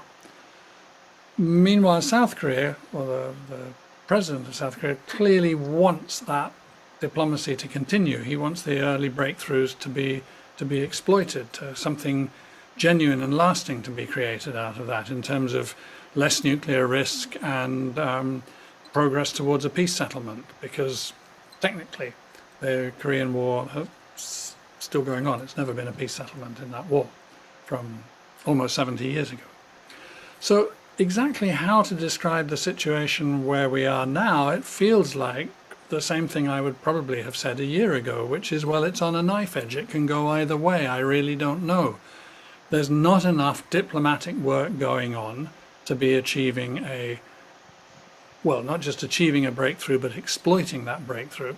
And at the same time, there aren't really signs that either side wants to return to confrontation and extremely heated rhetoric. So honestly, this is one of the occasions where the evidence doesn't tell us what the situation is. I mean, it's really hard to figure out what is going on. One would need to have some kind of inside knowledge on both sides, which I certainly don't have. So all I can say is that, well, the risks are real, but the possibility of progress in the coming year still exists. It's still there. How concerned are you about the situation? Well, the confrontation in Northeast Asia has looked in the last couple of years like one of the most dangerous situations that the world faces. I would put it certainly on a par with the confrontation between India and Pakistan over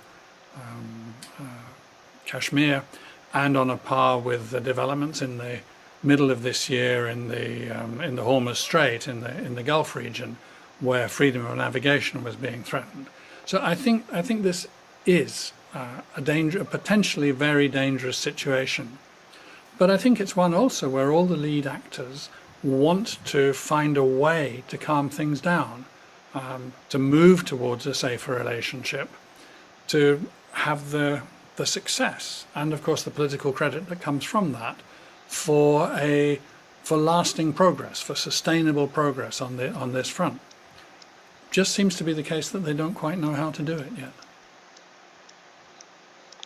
SIPRI, Stockholm International Peace Research Institute, SIPRI. Get your vote by mail ballot? You can stay healthy and fill it out from the safety of home. Then track it to confirm your county got it. See? They got it.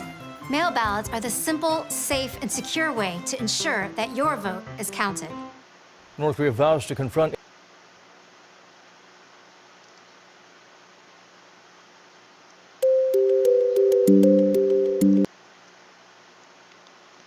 Let's see if these guys are worth subscribing to. Just a minute.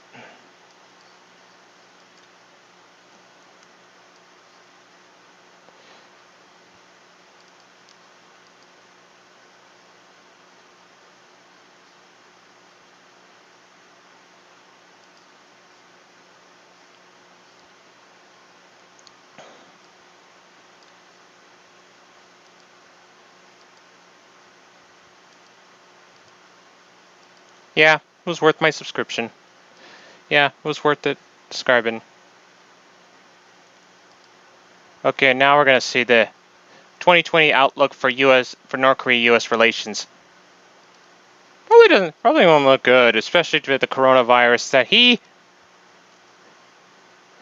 helped make worse, and that Trump made worse in the U.S.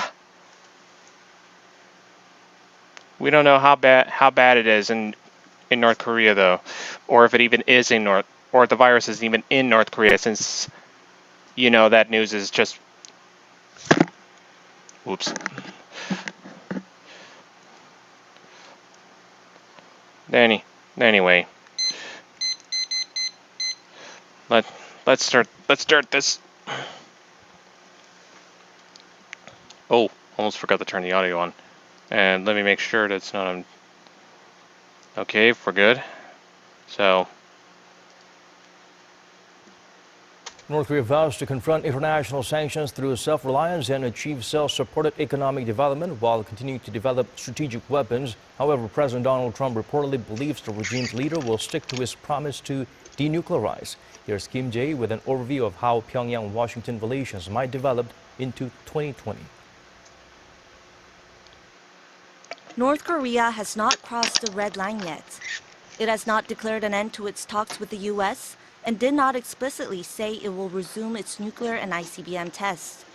But analysts say the prospects for North Korea-U.S. nuclear negotiations aren't so bright this year. Through its ruling party Central Committee meeting, the North has said that it won't return to negotiations until the U.S. withdraws what it calls its hostile policies. Hostile policies could mean a lot of things, but definitely included among them are the sanctions. This is a higher bar for the talks than before. The North wants sanctions relief in exchange for taking part in the negotiations themselves, rather than actual steps towards denuclearization. But U.S. President Donald Trump apparently doubts North Korea will start testing nuclear weapons again. On Sunday, he repeated his previous comments that he does not think Kim Jong-un will break his promise about denuclearization. But this time, he also conceded that he might, adding that maybe he will. President Trump was speaking on board Air Force One on his way back to Washington from Florida. Trump had also previously said during his stay in Florida that he believes Kim Jong-un will honor his commitments on denuclearization. But he did sign a contract, he did sign an agreement talking about denuclearization, and that was signed, number one sentence, denuclearization. That was done in Singapore, and I think he's a man of his word, so we're going to find out, but I think he's a man of his word. Analysts say Trump's remarks may contain a warning. On the one hand, Trump's remarks show his expectations for Kim Jong-un, that he'll keep his denuclearization commitments. On the other hand, there may be a warning to North Korea that if it chooses force, the U.S. will respond with stronger sanctions. Analysts think if circumstances are left as they are, then tensions could rise again on the Korean peninsula. A critical point could come in March. If there aren't any developments before the Seoul-Washington joint military drills begin in late February, experts agree it would be difficult for U.S.-North Korea relations to take a positive turn. Kim Jae-hee, Arirang News. Okay, now for the quotes. As a mom of 4 boys, I could not be a full-time employee. Now for the quotes.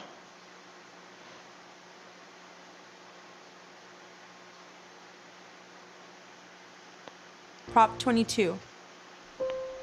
15 inspiring quotes on peace.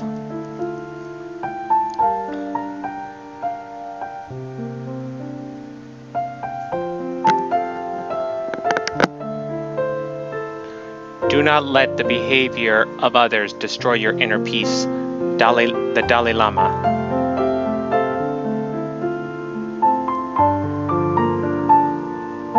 When the power of love overwhelms the love of power, the world will know peace. Jimi Hendrix.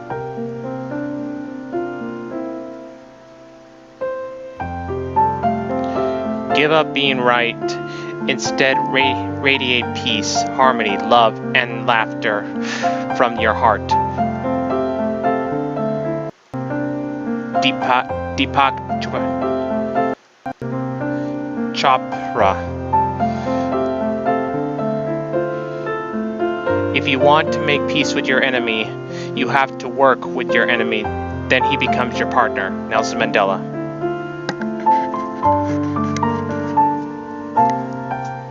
Our primary purpose in life is to help others, and if you can't help them, at least don't hurt them. Dalai Lama. Peace cannot be achieved through violence. It can only be attained through understanding. Ralph Waldo Emerson.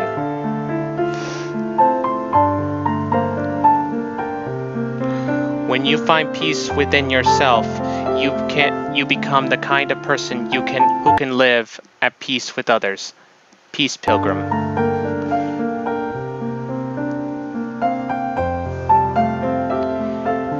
If you are tired, keep going. If you are scared, keep going. If you are hungry, keep going. If you want to taste freedom, keep going. Harriet Tubman. Peace is costly, but it is worth the expense. African proverb.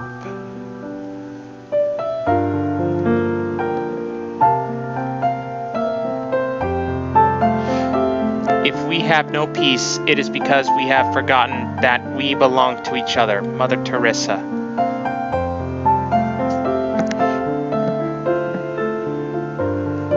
An eye for an eye only ends up making the whole world go blind. Mahatma Gandhi.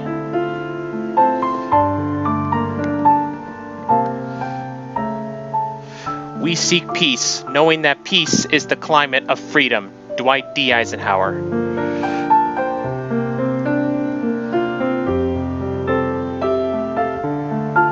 It isn't enough to talk about peace. One must believe in it. And it isn't enough to believe in it. One must work at it. Eleanor Roosevelt.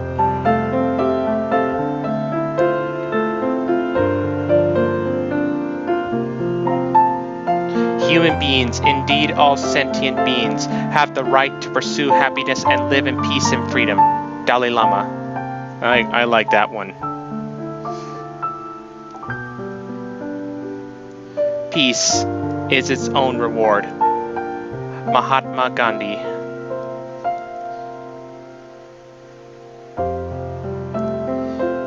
Unified Nation. Unified Nation. Thank you for watching. Please like our Facebook page and subscribe to our YouTube channel. I think I would.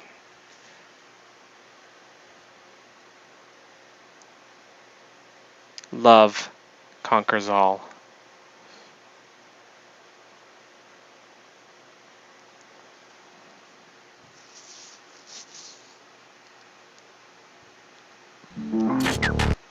Okay, we're gonna take a break. We're gonna take a break, and when we come back, we're gonna be talking. We're moving on from North Korea. Alrighty. So, we'll be right back after these messages. BRB, everyone.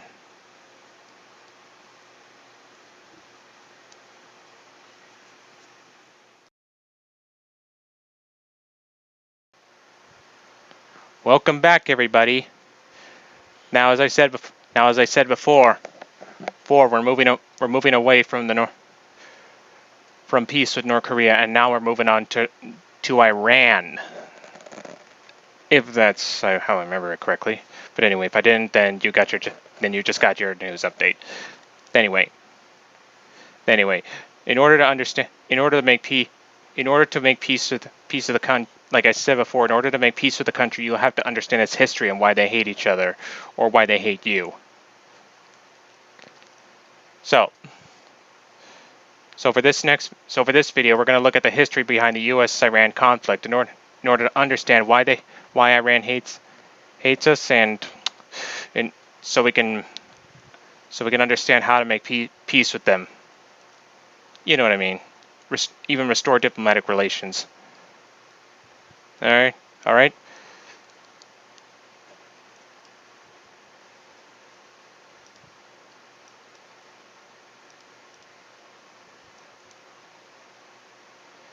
Okay, now let's see.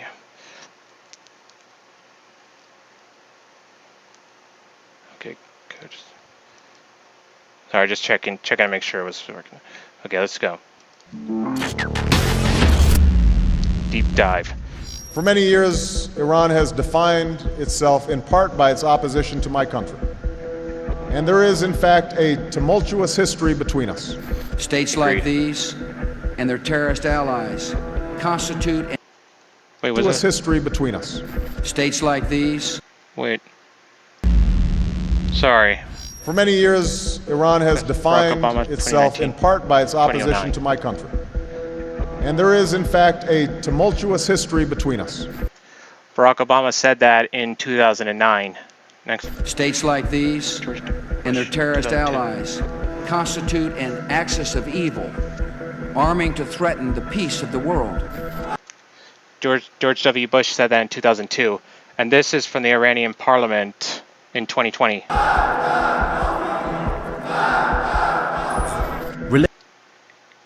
You know, they could be more specific, like say, for example, and then said, so some people won't take it, so Americans won't take it the wrong way.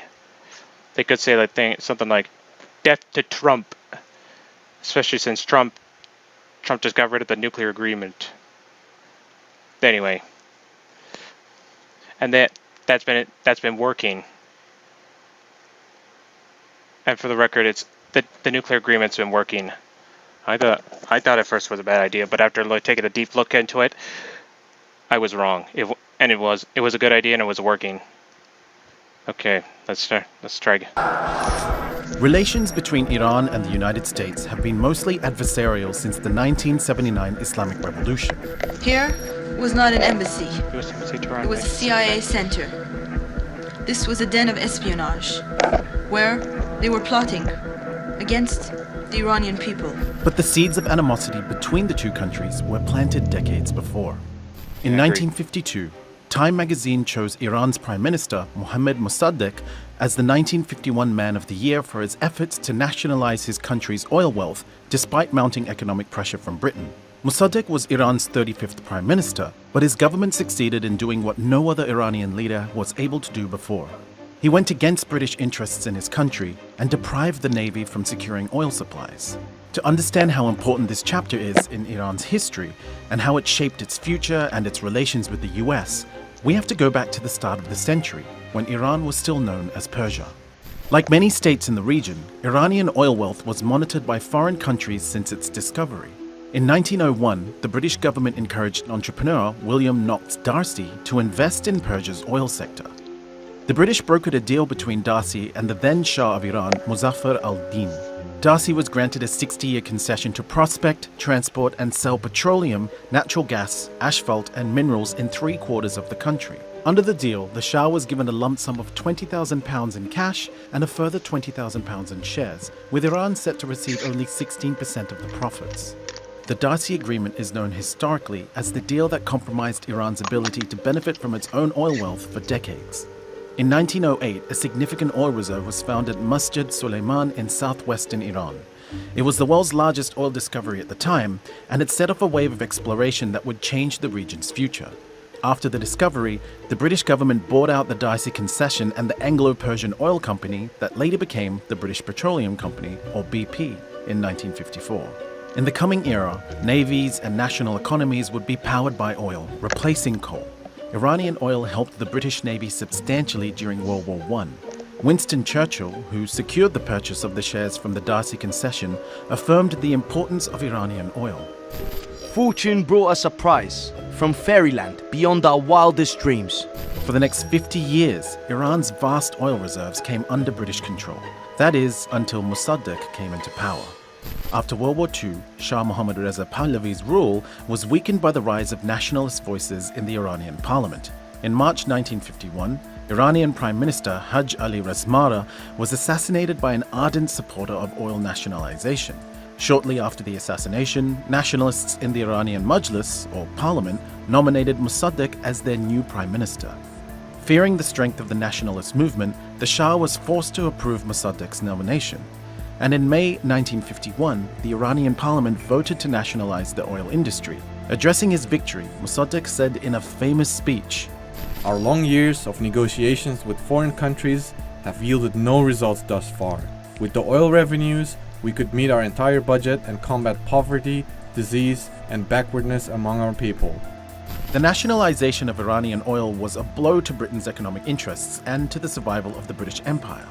Views of the great refinery at Abadan are sufficient evidence in themselves of its size and importance. This great undertaking, built up over many years by British skill and with British money, has now been evacuated in humiliating circumstances. Britain took the matter to the International Court of Justice and placed an embargo on Iran's oil industry, making it impossible for Iran to sell its newly nationalized oil on the world market. The British hoped that economic pressure would threaten the popularity of Mossadegh and force him out of power. But Mossadegh was adamant. Abroad, that strange politician Dr. Mossadegh continued on his strange way, refusing every offer for settlement of the oil dispute. Desperate to regain control of Iran's oil industry, the British government approached the United States to assist in orchestrating a coup against Mossadegh.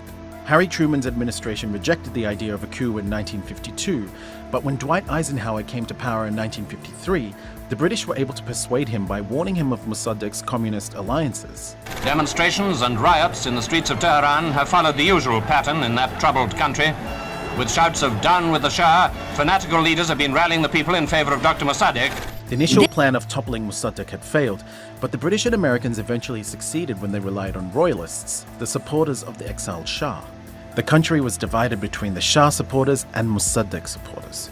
This is how pro-Shah demonstrators took over the streets of Tehran. Mobs set pro-Mossadegh newspapers on fire, General Fazollah Zahedi surrounded Mossadegh's residence with tanks, and protesters clashed with his guards. Mossadegh and his cabinet eventually surrendered, and General Fazollah Zahedi became Iran's new prime minister. The US then restored the pro-Western regime of Shah Mohammad Reza Pahlavi to power. This was the first foreign intervention orchestrated by the newly formed CIA. The agency, with the help of British MI6, overthrew the first democratically elected government in the country. And I'm surprised that Iran doesn't hate Britain for this. Iran only hated us because because of the Shah, we wouldn't hand him over. Hand him over after the revolution and the hostage crisis. Sheesh. It was the beginning of the sequence of events that shaped Iran's relations with the US today. In the military court at Tehran, where he's been on trial for treason, the Persian ex-premier, Dr. Mossadegh, demonstrates that he knows how to make an entrance. Mossadegh was imprisoned for 3 years, then put under house arrest until his death. His family were forced to bury him at his residence. The overthrow of Mossadegh transformed Iran from a constitutional monarchy into a royal dictatorship, marking the beginning of public hostility towards the US. Now that's what I call. See, that just proves that we did bad stuff during the Cold War. The United States. Even I would be, if I was around there at that time, I'd be against this.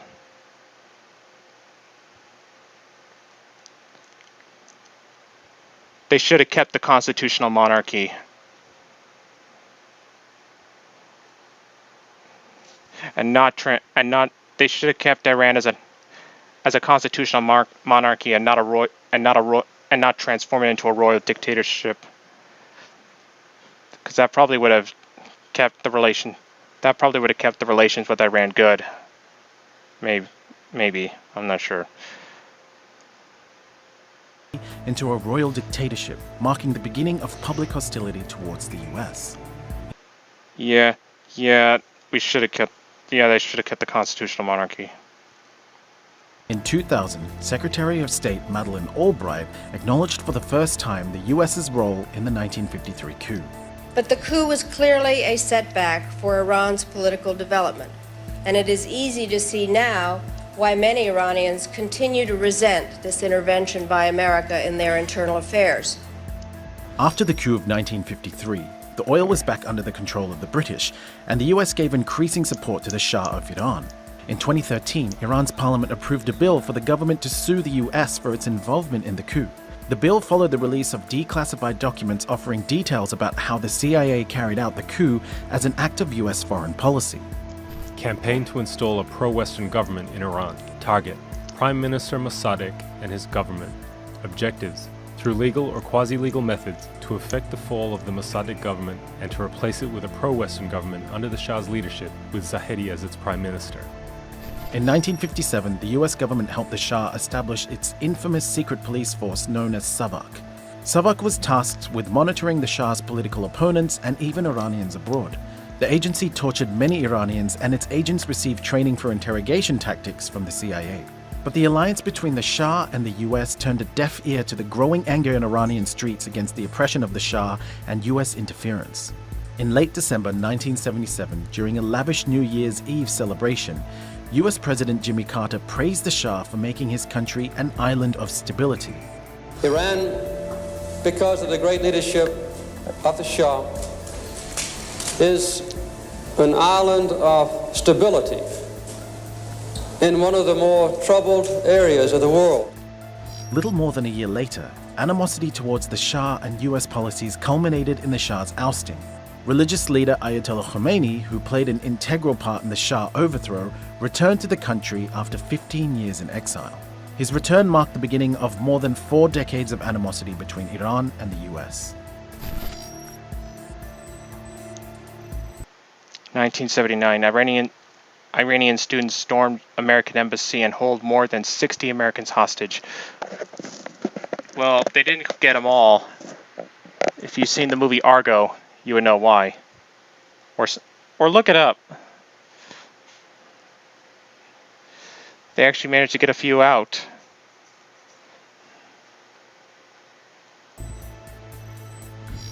(1980) U.S. bans exports to Iran and expels Iranian diplomats. 1983, suicide bombing in Beirut kills 241 American servicemen. 1988, U.S. shoots Iranian passenger plane, killing 290 people. Now I don't know if the U.S. intentionally did that, or the supreme leader of Iran orchestrated this just to make the Americans look bad, or if it was just an accident. I'd like to know the truth. The world needs to know the truth about that incident.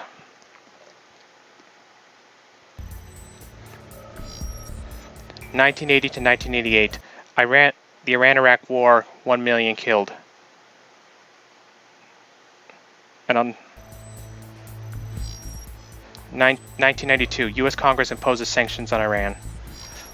2009, discovery of secret uranium enrichment site in Iran. Since 1984, the US has designated Iran as a sponsor of terrorism. And although there were periods of negotiations and decreased tensions, changes in administration and Iran's proxy wars throughout the region have put the two countries at odds once again. Tensions between Tehran and Washington have been rising since the Trump administration withdrew from the Iran nuclear deal in 2018. Like I just said earlier, that Trump is a I'm not gonna say the word because of that'd be considered vulgar. But I hope you know what I mean. And I hope he loses in this election.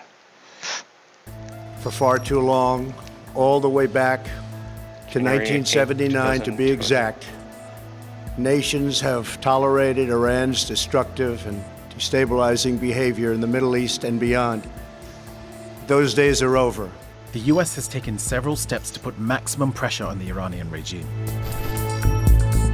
November 2018, the US reimposes economic sanctions. April 2019, the US designates the Islamic Revolutionary Corps IRGC a foreign terrorist organization. May 2019, the US tightens energy sanctions against Iran. The campaign aimed to curb Iran's nuclear program and regional reach by draining its economy. Iran responded to the maximum pressure campaign with a maximum resistance campaign. In retaliation, Iran showed off its ability to harm US interests in the region. May 2019, Iran increases its production of enriched uranium. May through June 2019. Iran attacks multiple oil tankers. June 20th, 2019. Iran shoots down U.S. surveillance drone. July 2019. Iran seizes British oil tanker. In January 2020, the US assassinated Qasem Soleimani, Iran's most revered military commander.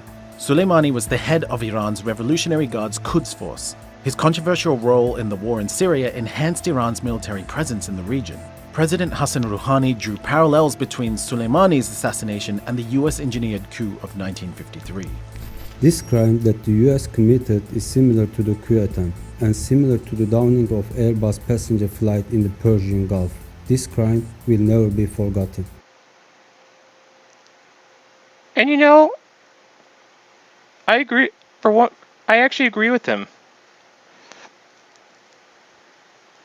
I would never sanction that I'd be against that assassination.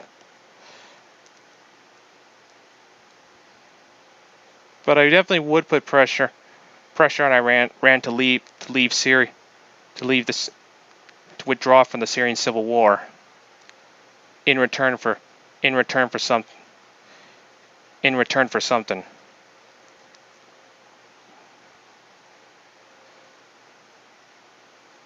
Trump said that by killing Soleimani, the US had saved many lives. But to many of these mourners, Soleimani, just like Mossadegh, was another national hero that the US removed from power against the will of the Iranian people.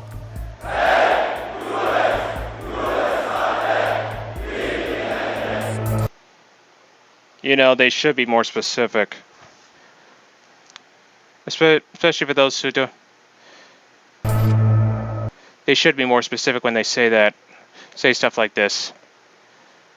Like they should be saying, oh, that's against the will of the Iranian. Hey, Trump, you started it. We will end it. That's what they should be saying. Not, hey, US. I know what. Blame the one who gave the order, not the whole country or even its whole government.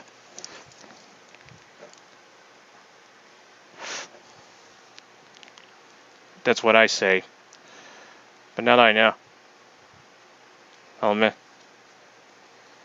Now that I know the whole reason for this, I still wonder. I wonder if we kept the constitutional monarchy. If the U.S. kept the constitutional monarchy instead of transforming Iran into a royal dictatorship, would relations with the U.S. still be good? That was a mistake. Foreign intervention, foreign meddling in foreign elections. That's why I want to make that a crime against democracy. No one will be immune from this, not even the U.S. Everyone has to be held accountable.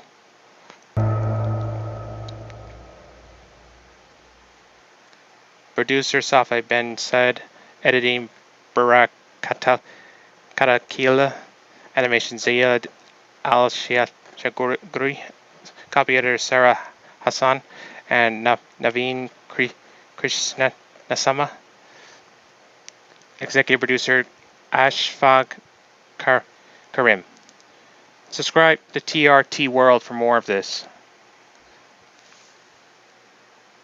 Let me take a look at their thing. Just a second, people.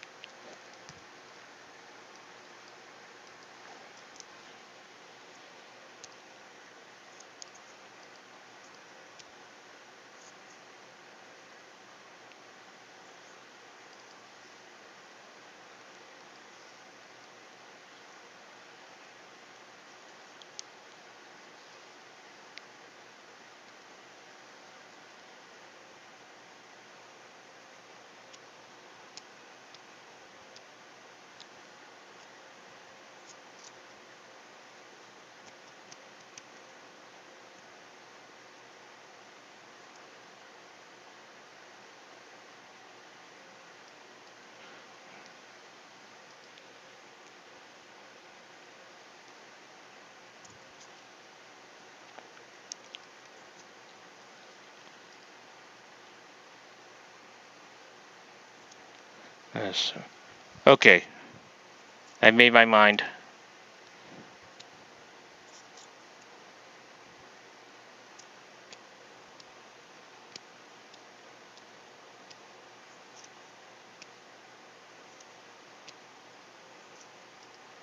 So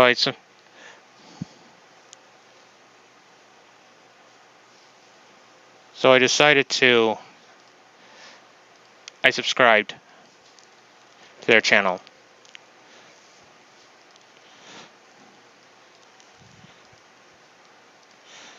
All right, let's continue.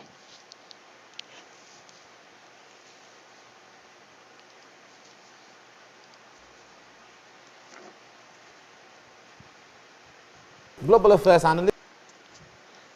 Okay, this is the U.S.-Iran face. This video is by. This video is by TVC News Nigeria. It's a U.S.-Iran face-off. The implication for world peace. So it was published January 7th. It was uploaded on YouTube on January 7th, 2020. And this video is about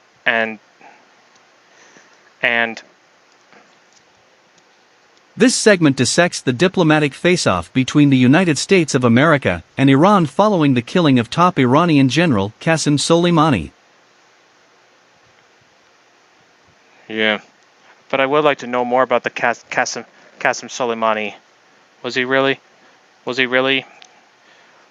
as Trump said he was? Or was it all false? And he wasn't what Trump claimed at all. And he wasn't what Trump claims to be at all. All right, let's continue.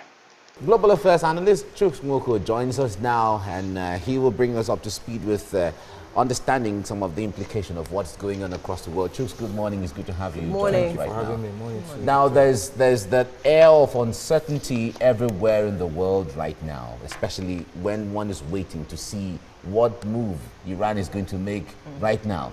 Are we seeing a third world war? I had said that there's going to be a third world war this year, and that other 50 events were going to happen in the year 2020. The predictions? Is it predictions? It's there in the air. You don't need to be a prophet to know that things are going to happen. But we are not prophets yet, so we're not able to see them yet. The information is in the air. But this just came to me. I thought it just happened too early in the year. I know that we're going to have crisis and all that. But talking about uncertainty, which you talked about, I think it's become our duty to join the European leaders to begin to de-escalate this. Because even in my room, I am not comfortable with what is going on all over the media. So I think it's become our responsibility to join the United Nations and join other leaders who are insisting that we begin to de-escalate this or whatever, since we don't know really where it's going to lead to. Now, whether the uncertainty, I believe, going to have its positive effect if they go into war. Nigeria will benefit like we did in 1973, economically speaking. But loss of lives and all the other things that we cannot really tell that it will lead to. I think that the best way to do is speak in the opposite direction, speak differently from other people, that there is need to de-escalate, stop these threats, stop this. But I wonder worry. what impact all of this persuasion, all of this talk to de-escalate is going to have on Iran that is already, working it's just out. emotion. That is very hurt right now. Yeah, they are very hurt. Yeah. So it's just emotion. It will take time. But for those of us who are here and all over the world, all these TV commentators and all of us, we need to join forces in empathizing with the Iranians. Because this man that was assassinated was not just an Iranian, he was a general. In real sense of being a general, he led from the front. Yeah. It's not like here where you have people who are generals, but never went to war front. Beside the supreme leader in Iraq, Iran, he's seen as the most respected individual in Iran. And there's a reason for it. It's provided that military leadership, that political leadership is being able to represent Iran almost in every nation in that region. So it's something he earned. And he's going into the heart of the people. So this pain that they're feeling, it's our responsibility to empathize with them and all that. So whatever it is that they're saying, I you know when you go and see a man who is wonder mourning. how this empathy will rub up on how they are feeling right now, because when you look at President Rouhani's statement, he said America does not understand how grave an error they have committed. Whether they understand it or not, it's our job to say, look, calm down, let the threat stop. And then we also talk to the Americans, talk to Donald Trump, that he needs to stop. He needs to calm down. He needs to understand that a very important personality has been killed for whatever reason. Is it that he didn't know before he carried out this? I don't know whether he knows, but even if he knew, he probably didn't estimate accurately what was the outpouring of the emotions and the impact, the global impact this thing is going to have. You can't turn to any channel and just listening to what other events or news. So he probably didn't give it, a deep thought. So now that it has happened and this thing is going on, Trump himself needs to stop. He needs to stop reacting, and then we can face these people who have lost their son and their general and their leader. And all right, let's look at a scenario where Iran decides not to listen to any persuasion. Iran decides not to listen to anybody, but carry out what they want in their mind, because the UN, the permanent representative, the UN, has made it clear that Iran is certainly going to revenge and that Americans are going to cry, whatever it is. But right now, what implication would that have for a country like Nigeria when it comes to, because we have a very large Shia Muslims within the country. What security challenges or what implications will it have on Nigeria? It's going to have the same implication that it's going to have that it's going to have in the Middle East. But it's words that we need to speak. They don't need to. You know that Iran, they are going to retaliate. Just that I don't think it's going to be now. And I'll ask them to calm down, because anything you do out of emotions right now, you're going to also make the same mistakes that that Trump has made. And by the way, war does not benefit anybody from anything. They fought a war before with their neighbors. The Gulf War. The Gulf War. They fought a Gulf War here, and they're involved in all kinds of crises. And that has left their economy in tatters. They've not recovered from They have not that recovered from it. So if you're threatening these things and all that, the man you're threatening is also going to retaliate. By the way, you know that when Trump was going to kill this man, he didn't say, this is the second time he's done. These are outrageous stuff. Without telling anybody, we just wake up and we hear he's taken out somebody. So let them stop right now and nurse their wounds, and whatever compensation or whatever we need to do to make them happy again. But this threat must stop, because you don't really know how it's going to end. They are telling you they're going to take out Trump. They need his head. They are going to pay $80 million. They're going to do this, they're going to do that. Now, for me, these are just mere outpouring of emotions. If you do those things out of emotions, you probably will regret it, because Trump is not ready to tell you what he's going to do next. There was about 13 containers of cache of arms that were seized by the Nigerian authorities, and from investigation, so from some reports say that Ismail Kani, who has been appointed to succeed Soleimani, was at that time had the responsibility of financial oversight for Africa. What implication will it, because a lot of analysts are looking at the tendencies that if there is an agenda towards Africa or even Nigeria, which has a very large population of Shiite movement and all of that, that this war can have a direct impact on Nigeria. I don't know how prosperous these Shiites who are located in Nigeria, I don't know how prosperous and how comfortable it is, because for you to go into war, you really need to be fed. Maybe they're giving them a lot of money. But the straight answer is that US and Iran, they are in this war. And what is the problem? It's just power, trying to prove that I'm more powerful than you. That's what it is. And so what are they doing? America for decades has enjoyed showing its power all over the world. I became a global police for the whole world and all that. The state called New Mexico in America, you need to go and find out how that state was acquired. They were supposed to go into this peace mission about 200 years ago with Mexico. And they got to the place and raided the place. And that's how they annexed the whole of that land. It's a very large land expanse. It became whatever. That's what Iran is also doing in the Middle East. And they've gone very far, in Hezbollah, in Yemen, and all that. they're wanting to come into Nigeria or have influence over Nigeria. We have seen over the years. I mean, over the years. And every time we've been able to survive them, that attempt has failed and all that and all that. I think that they need to stop so that we can have global peace. Because is this a desire to expand your territorial control and acquire and have influence and all that for religious reason, for whatever reason that is causing this global whatever? Because Mike, you and I are not safe. Nobody is safe in the world anywhere. Anybody who tells you the reverse is not telling you the truth. Now imagine from where they picked up this man. America has that advanced technology to pick up you and I here. I think that the way to go is to begin to speak peace and begin to pay attention to your citizens like they do in UAE. I don't understand how these Iranis are sharing boundaries with UAE and don't follow what they are doing in that place by caring for their own citizens.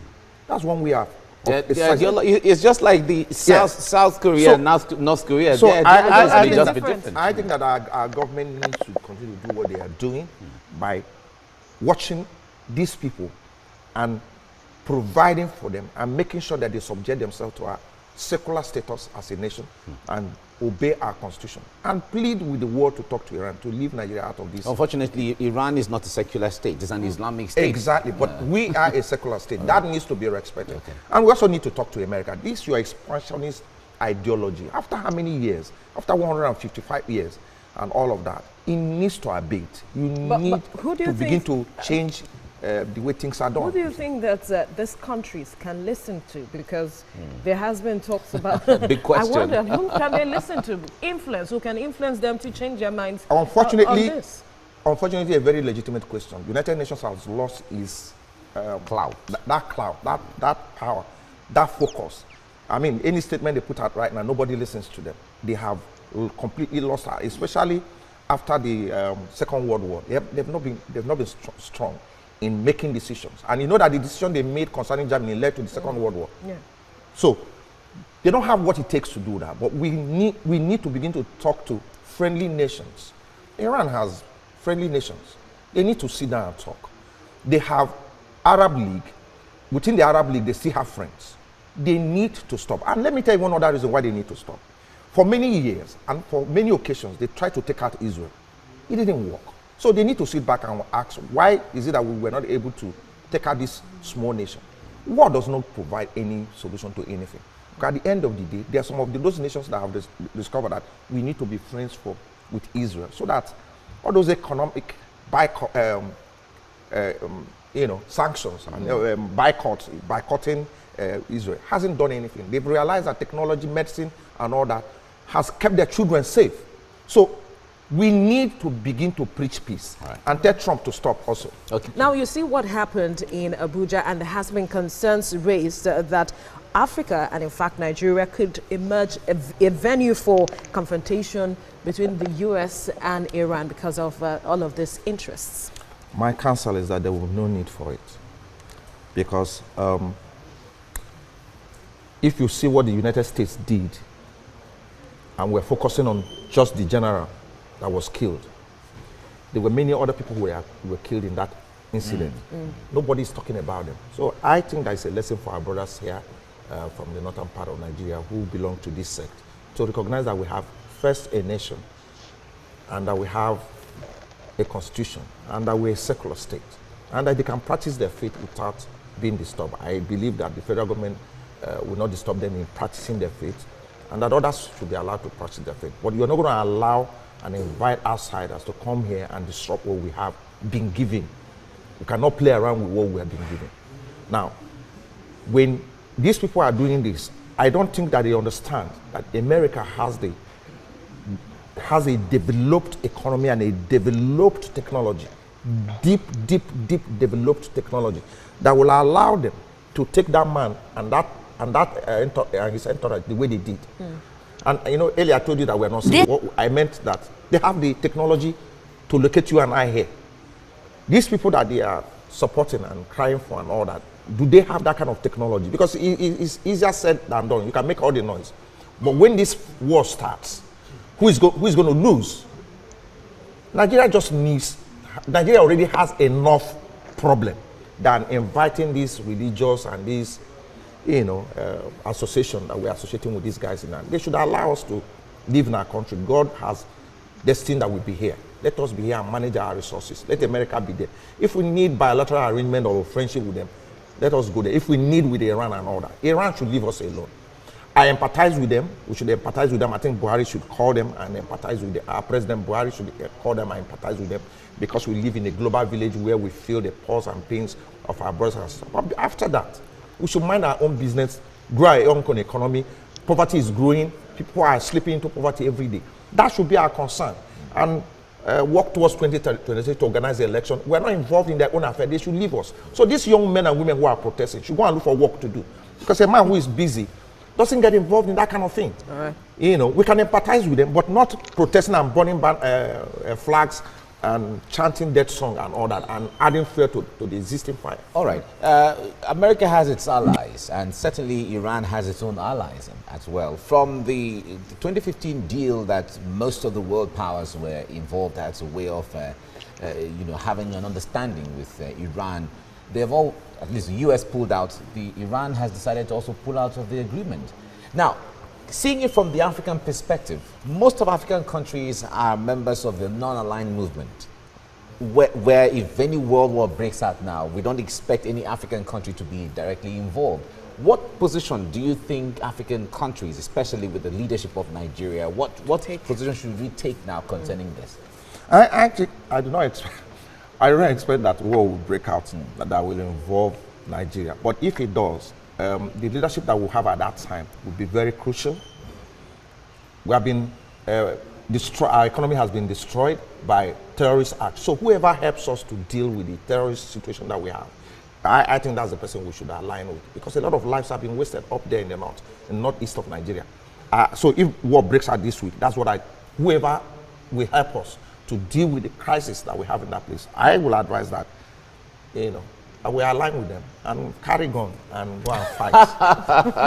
Would you be one of those carrying the gun? Why not? If my president, do you know the beauty about Nigeria is that we have never really had an external aggression. All the problems we have always been internal. So if we have an external aggression, you're telling me that some neighboring country or some person will come here. It has happened before, where we have people from my village who went to war and who never came back. Those who came back many years after. And I was alive to have heard stories of those who went, who tell us about the Burma war and all that. Even though I don't know where, I now know where Burma is, even though they have changed their name. If it happens, Mike will live here. All of us, for patriotic purposes, we will carry gun and we'll go to war. No, we have enough soldiers to handle that. So let's remain advocates within the studio. All right, Chuks Goko, thank you very much. Thank you for your time. Thank you. Okay, now here.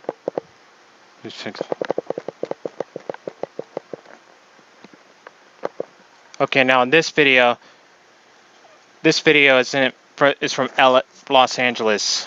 They're saying no war with, a group of protesters are saying no war on Iran as LA joins call for peace.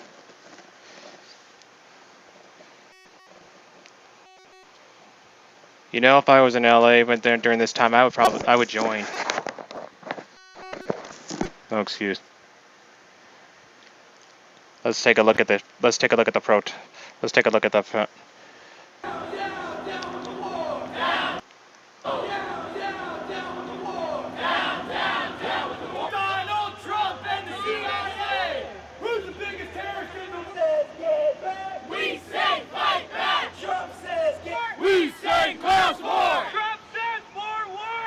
I'm here because we Iranian people don't want war. We are peaceful people. We are doing a peaceful protest right now in Iran. And war is not what we want. And Iranians love America. And that doesn't make sense that we go to the war. The reason why we're here today is to oppose any sanctions or any further acts of war on Iran or any sanctions on Iraq. The Iraqi parliament voted to basically kick out all foreign troops, all U.S. troops from their country, and we're here to support that call and also to support the call for peace here in the United States. And we feel that, opposing these wars as citizens of the United States or as people living in the United States is our moral obligation, and to stand in solidarity with those people. And we feel. Sorry, my headset was getting staticky. Let's try again. The reason why we're here today is to oppose any sanctions or any further acts of war on Iran or any sanctions on Iraq. The Iraqi parliament voted to basically kick out all foreign troops, all U.S. troops from their country, and we're here to support that call and also to support the call for peace here in the United States. And we feel that, opposing these wars as citizens of the United States or as people living in the United States is our moral obligation, and to stand in solidarity with those people.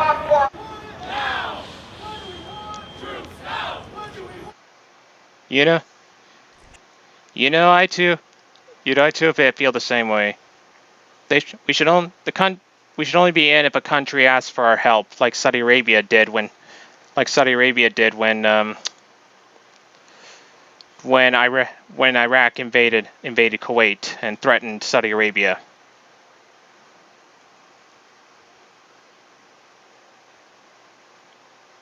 But for me,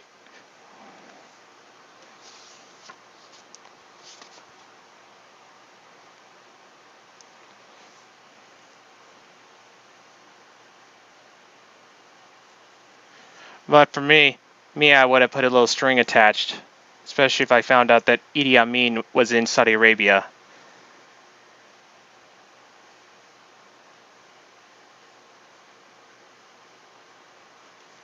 I would have said we will only help you if you extradite Idi Amin back to Uganda to stand trial.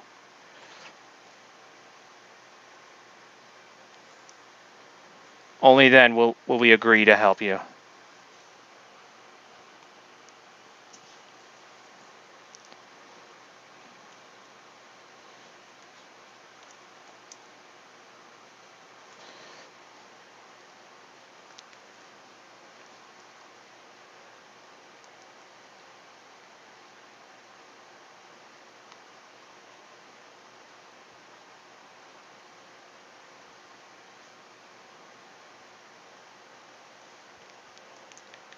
All right. Now this video here is the U.S.-Iran crisis. Is saying that the United States is ready to embrace peace, says Trump. I wonder what made him have a change of heart, especially after what he did. Wait, was this before? Let's see if this was before or after. I think this was. I think it might have been after. But why would he do?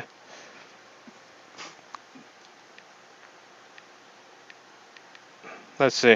Maybe it's just a ruse. Maybe it's just a ruse or something. Let's find out. Shifting our focus to the other big story, and after Iran missiles hit American bases in Iraq on Wednesday, US President Donald Trump has sought peace but announced that his country will impose more tough economic sanctions on the Persian country. At a briefing in White House, President Trump said that no American or Iraqi life was lost in the Iran strikes. Trump said that US bases suffered minimal damage and that all American soldiers are ready to face any situation. Trump called Iran a leading sponsor of terror in the world, pledging he would not allow Iran to pursue its nuclear program. He asked Iran to abandon its nuclear ambitions and announced to impose fresh economic sanctions on Iran. Trump asked the world powers to work together to strike a deal with Iran for peace in the region. That's the wrong. No Americans were harmed in last night's attack by the Iranian regime. We suffered no casualties. All of our soldiers are safe, and only minimal damage was sustained at our military bases. By removing Soleimani, we have sent a powerful message to terrorists If you value your own life, you will not threaten the lives of our people. That would have been effective, especially, that would be effective if he killed Muammar Gaddafi during Ronald Reagan's time in office. That speech would have been acceptable, but not for this.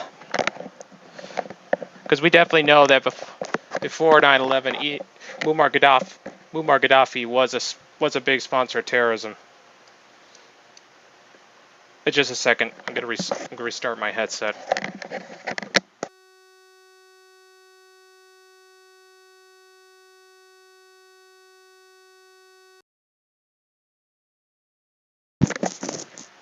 Okay.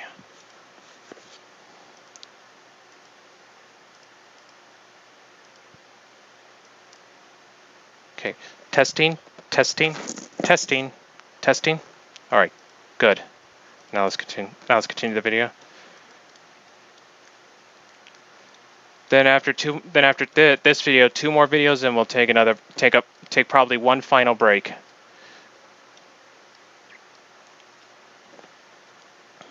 Or 2. I don't know. But I know.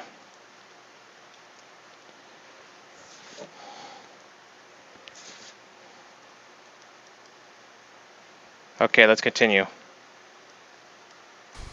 As we continue to evaluate options in response to Iranian aggression, the United States will immediately impose additional punishing economic sanctions on the Iranian regime. These powerful sanctions will remain until Iran changes its behavior. Iran must abandon its nuclear ambitions and end its support for terrorism. The time has come for the United Kingdom, Germany, France, Russia, and China to recognize this reality. They must now break away from the remnants of the Iran deal, or JCPOA. And we must all work together toward making a deal with Iran that makes the world a safer and more peaceful place. He only got rid of the Iran deal. He only got rid of the Iranian deal because of Obama. He wanted to get rid of Obama's legacy. That's the truth.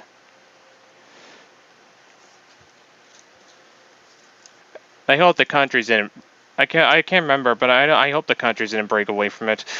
And if they didn't, maybe Trump should reconsider and join the agreement. And if he doesn't, then I hope he loses in this election, especially considering COVID and all.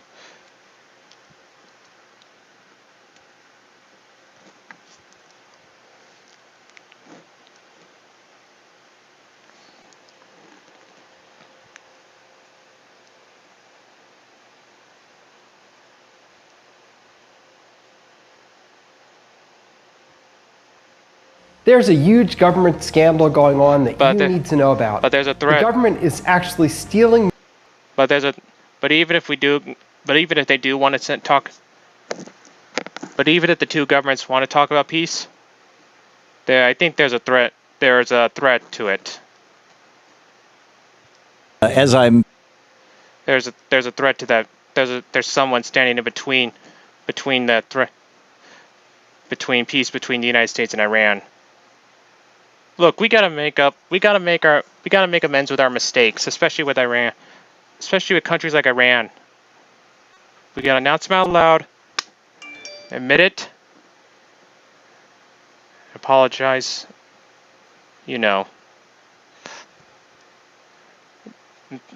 So let's see who that threat is. Let's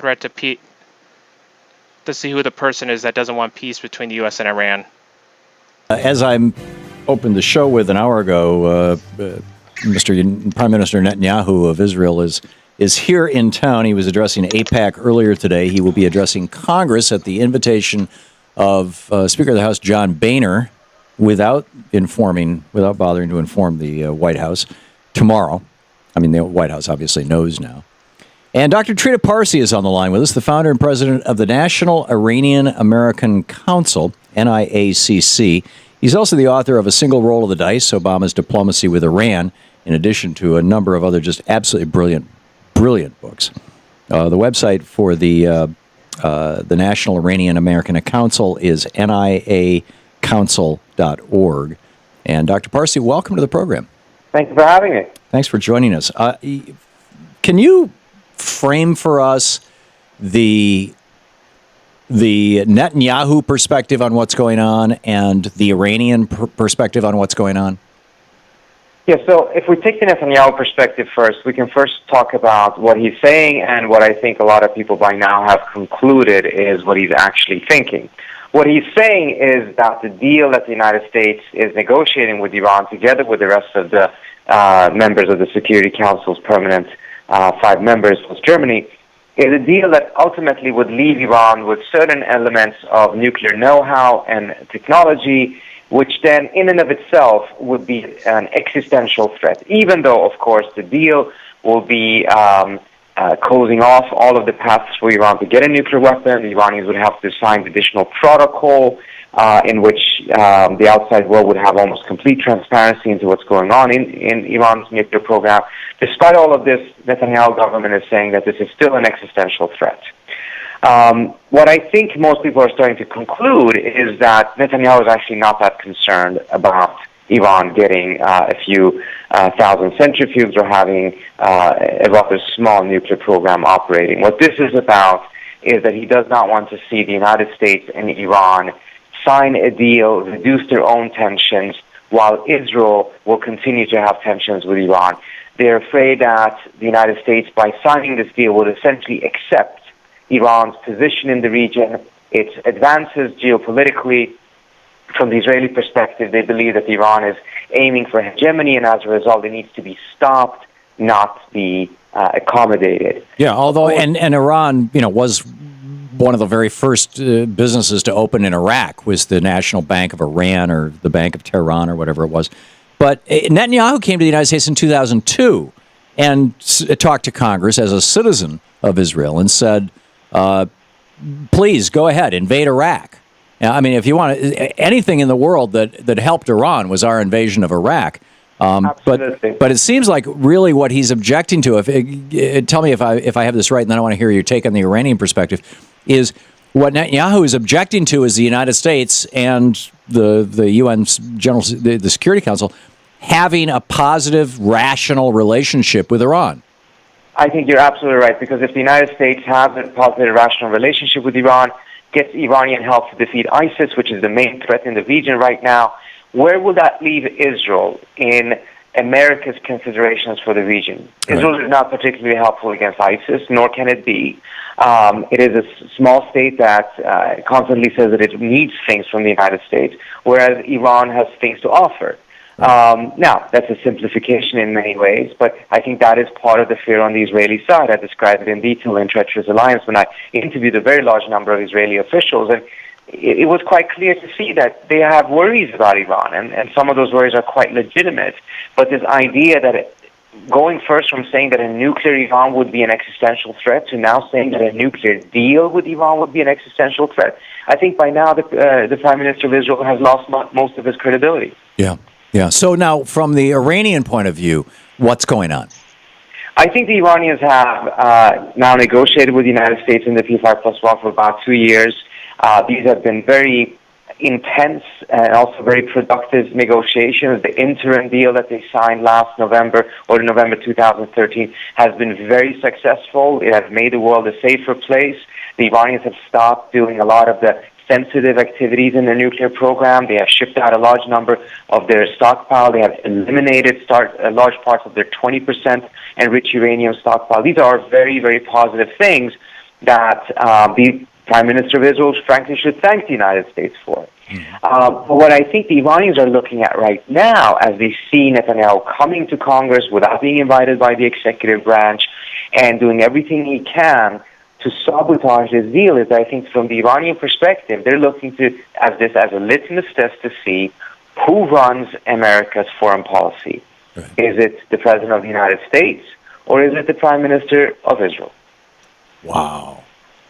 And apparently there's a legitimate doubt about that?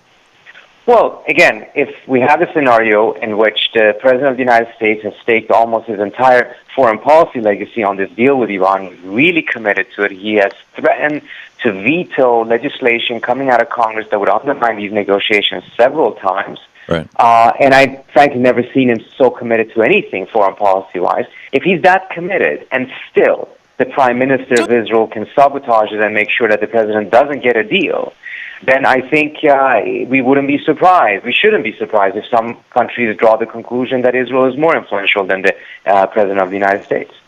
Wow. Now, if we are successful in Netanyahu being ignored is probably not quite the right word, but whatever. If Netanyahu does not succeed in blowing up this deal, and the United States works out something with Iran that essentially takes the whole nuclear issue off the table, so we can stop, getting hysterical about that and bloviating about it and whatnot. That's no longer a point of conflict between our two countries. Would the next step be, in your opinion, Dr. Trita Parsi, would the next step be for the United States to start talking to Iran about either direct Iranian military, indirect Iranian military, the Hezbollah connection to Iran, maybe using Hezbollah against ISIS? Or am I just like in La La Land here? No, not really. I mean, Hezbollah is already fighting ISIS right now in Syria. What would happen after a deal? I think first there will be a period in which you're not going to see a significant amount of increased cooperation between the United States and Iran on non-nuclear issues. I think the president will probably use the first couple of months after a deal to calm down the Saudis, the Emiratis, the Kuwaitis, and the Israelis, and kind of tell them, look, we made a deal with Iran, but we haven't abandoned America's allies in the region because we made a deal with Iran. Right. What would the impact be in Iran? Iran? I think on Iran, I think it will be immense, because I think this deal is very important to ordinary Iranians, because this will help determine who defines Iran for the next couple of decades. Is it going to be people like Ahmadinejad with his crazy, aggressive rhetoric and his very provocative foreign policy? Or is it going to be more moderate people like the current President Rouhani and his foreign minister, Dr. Zarif, who got his PhD here in the United States? If it is the latter, I think Iran may move in a very constructive direction in which it can become a very positive player in the region, and relations with the United States hopefully can improve. If the deal fails, however, then I think I and many others fear that we're going to see Iran move in the opposite direction.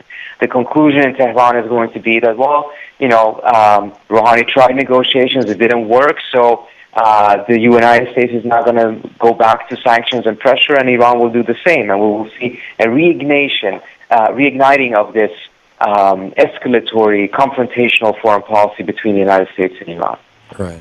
Yeah, it's remarkable. It's absolutely remarkable. Dr. Trita Parsi, founder and president of the National Iranian American Council, NIACC, the website niacouncil.org, and author of A Single Roll of the Dice, Obama's Diplomacy with Iran, among other just absolutely brilliant books. You've got to come on one of these days. We'll talk theology again. Thank you, Dr. Parsi, so much. Thank you so much for having me. I appreciate it. Great having you with us. That was very interesting. It's time for some peace. Whoop! Time for some peace slogans. And here are the top 10. Here are the top 10. Oh, excuse me, just a second.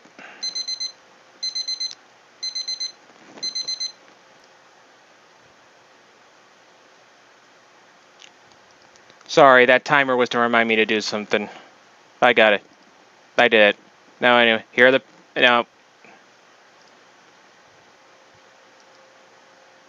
Now let's get started. After subscribing, let's get started. Here are the top 10 peace slogans.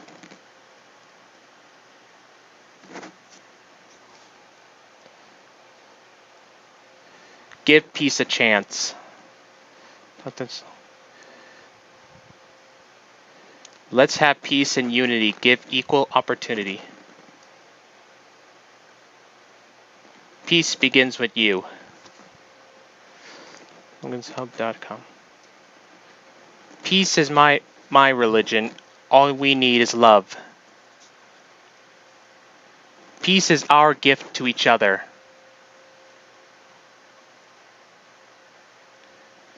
Peace wanted alive. Peace will save the world. To reach peace, teach peace.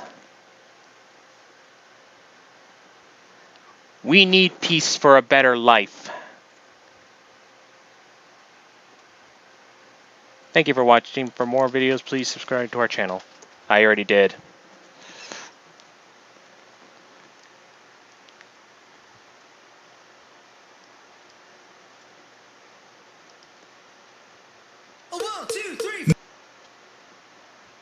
Well, time for that break.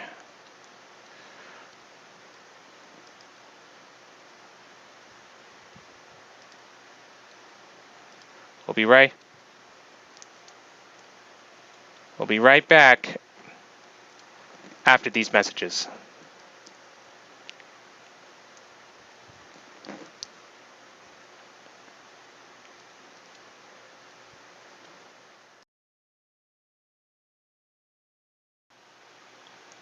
Welcome back, people.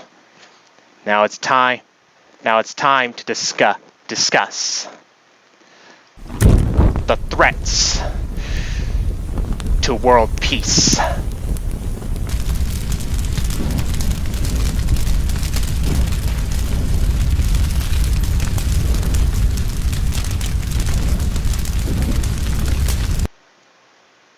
Nice, right?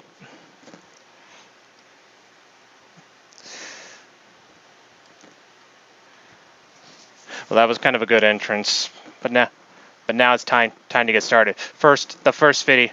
The first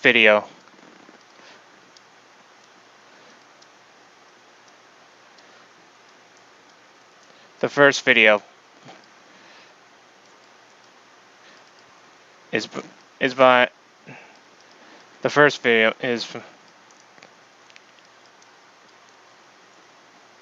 Kalniak.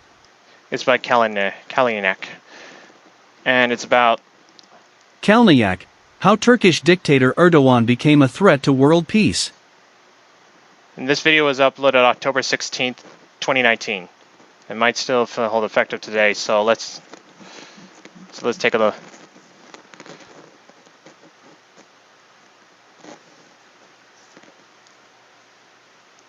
Meet promo.com. It's finally fast and easy to create effective. आज बात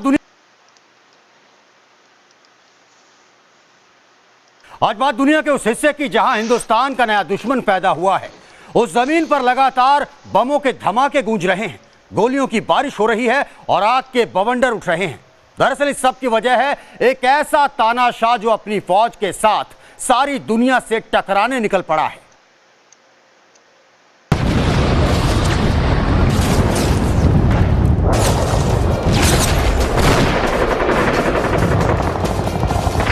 Translate that for me, I would really appreciate it.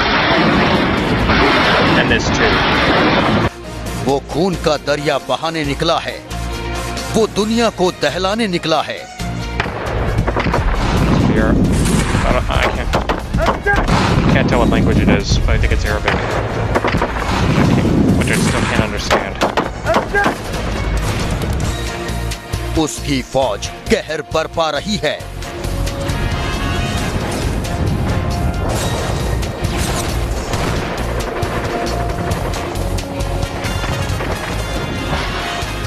Kim Jong से भी सन की तानाशाह। गौर से देख लीजिए इस चेहरे को, क्योंकि अब ये चेहरा आपको करीब करीब रोज खबरों में दिखेगा। ये वो सन की तानाशाह है जिसने दुनिया जीतने की शुरुआत कर दी है।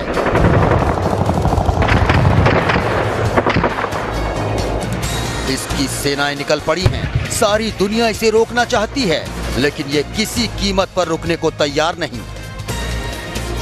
ये है टर्की का तानाशाह रजब Tayyip Erdogan.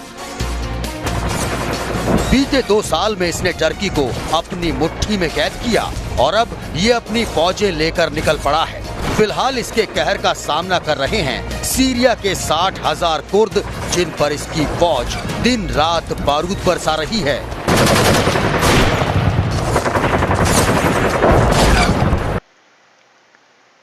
For combat veterans, if this is giving you PTSD, if you have PTSD and this is giving you flashbacks of your wartime, you can go ahead and skip it. Skip this part. But I'm gonna still play through it. Either that or just turn down the volume. Just listen to the subtitles if there is going to be subtitles. Because definitely, I really need subtitles for this video. It's all in a foreign language that I can't understand.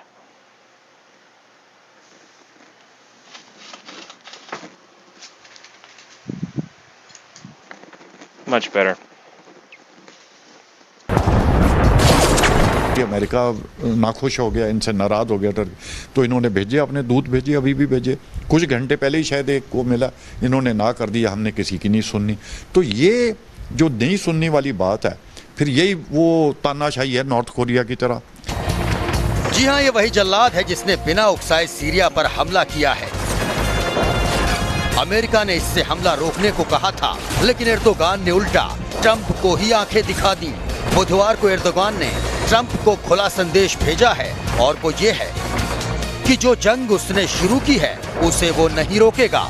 ये दुनिया के सबसे ताकतवर मुल्क को इस तानाशाह की सीधी और खुली धमकी है। यानी एर्दोगान ने दुनिया को एक बड़ी तबाही के मुहाने पर लाकर खड़ा कर दिया है। एर्दोगान एक किस्म का सेल्फ सेंटर्ड आदमी है। वो अपनी ही बात को सुनता है, वो किसी दूसरे की बात नहीं सुनता। वो काफ़ी ईगोइस्टिक है और इसी वजह से वो किसी की बात नहीं सुनता। अभी कुर्दों के ऊपर जो जुल्म हो रहे हैं वो उनके लिए भी वो किसी को सुनने के लिए तैयार नहीं। अब जानिए कि आखिर ये शख्स है कौन। एर्दोगान कहने को टर्की का राष्ट्रपति है, लेकिन साल 2017 में इसने टर्की में जनमत संग्रह करवाया, जिसमें भारी मतों से ये जीत गया। इस जनमत संग्रह के बाद इसने टर्की के राष्ट्रपति की संवैधानिक शक्तियों को बेतहाशा बढ़ा लिया। आज इसके पास हर वो ताकत है जो किसी तानाशाह के पास होती है। इस जनमत संग्रह से पहले टर्की का राष्ट्रपति सिर्फ एक स्टैंप हुआ करता था, लेकिन अब इसने खुद को तानाशाह बना लिया है। टर्की एक बेहद खूबसूरत मुल्क है, जहां रहने वाले 90% से ज्यादा लोग इस्लाम को मानते हैं, लेकिन चंद साल पहले वहां के मुसलमान काफी खुले विचारों के थे। वो विकासवादी सोच रखते थे और इसीलिए ये मुल्क यूरोप के किसी मुल्क जैसा नजर आता था। Team news nation. एर्दोगान की इस्लामिक कट्टरता कुख्यात है। अपने पहनावे और चाल चलन से ये भले ही आपको इस्लामी कट्टरपंथी ना दिखता हो, लेकिन इसकी हर हरकत इस बात की गवाही देती है। तभी तो इस तानाशाह पर दबे छिपे ISIS को मदद देने का आरोप भी लगता रहा है।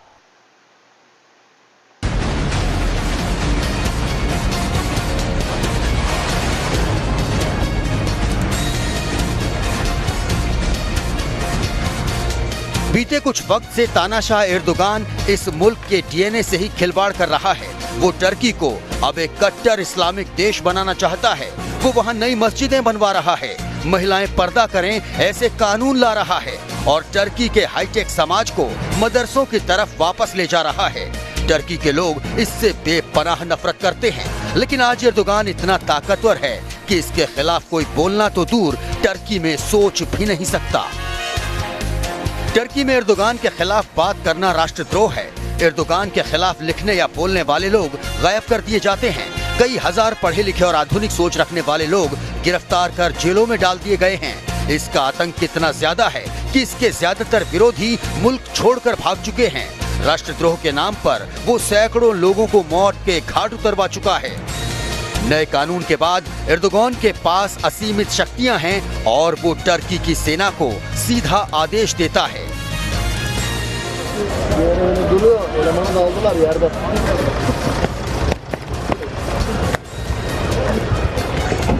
टर्की के लोग इससे इतनी नफरत करते हैं कि कई बार इसे मारने की कोशिश तक कर चुके हैं, लेकिन ये अपने खिलाफ उठने वाली हर आवाज को बेरहमी से कुचल डालता है। इस पर हमला करने वाले लोग अक्सर गायब हो जाते हैं। साल 2016 में टर्की के लोग और टर्की की सेना का एक हिस्सा इसका तख्ता पलटने के लिए निकल पड़ा था। तब टर्की की सड़कों पर टैंक घूम रहे थे।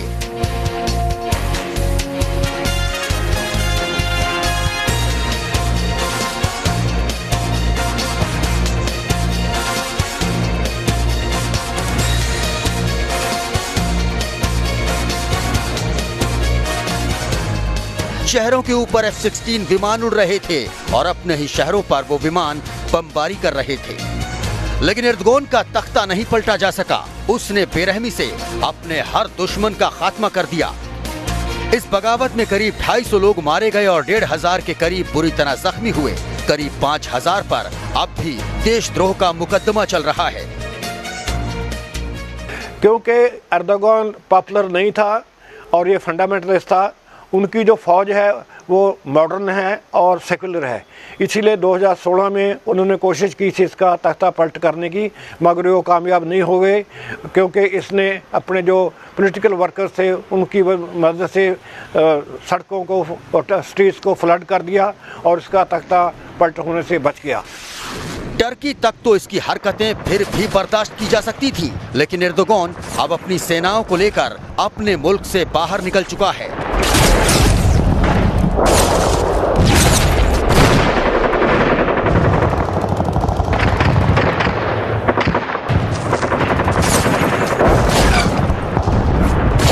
फिलहाल वो सीरिया पर बमबारी कर रहा है। इसके बाद उसका अगला कदम क्या होगा फिलहाल तो कहना मुश्किल है, लेकिन अमेरिका, भारत, जर्मनी, फ्रांस और मुस्लिम देशों का संगठन मुस्लिम लीग समेत दुनिया के कई मुल्क इस सनकी के खिलाफ हैं। बुधवार को एर्दोगान ने ये कहकर हालात और भी संगीन बना दिए कि वो सीरिया में हमला नहीं रोकेगा। एर्दोगान की सनक के बाद अब हालात कहां तक जाएंगे कह पाना मुश्किल है। Team news nation. अब सवाल यह है कि एर्दोगान की सनक के पीछे वजह क्या है। दरअसल आज का टर्की कभी दुनिया के सबसे बड़े और महान साम्राज्यों में से एक ऑटोमन साम्राज्य हुआ करता था। वक्त के साथ ऑटोमन साम्राज्य का पतन हुआ। अब एर्दोगान का एक बार फिर से यही इरादा है कि वो ऑटोमन एम्पायर की महानता को वापस लाने के साथ साथ खुद को इस्लाम की बड़ी शक्ति के तौर पर खड़ा कर सके।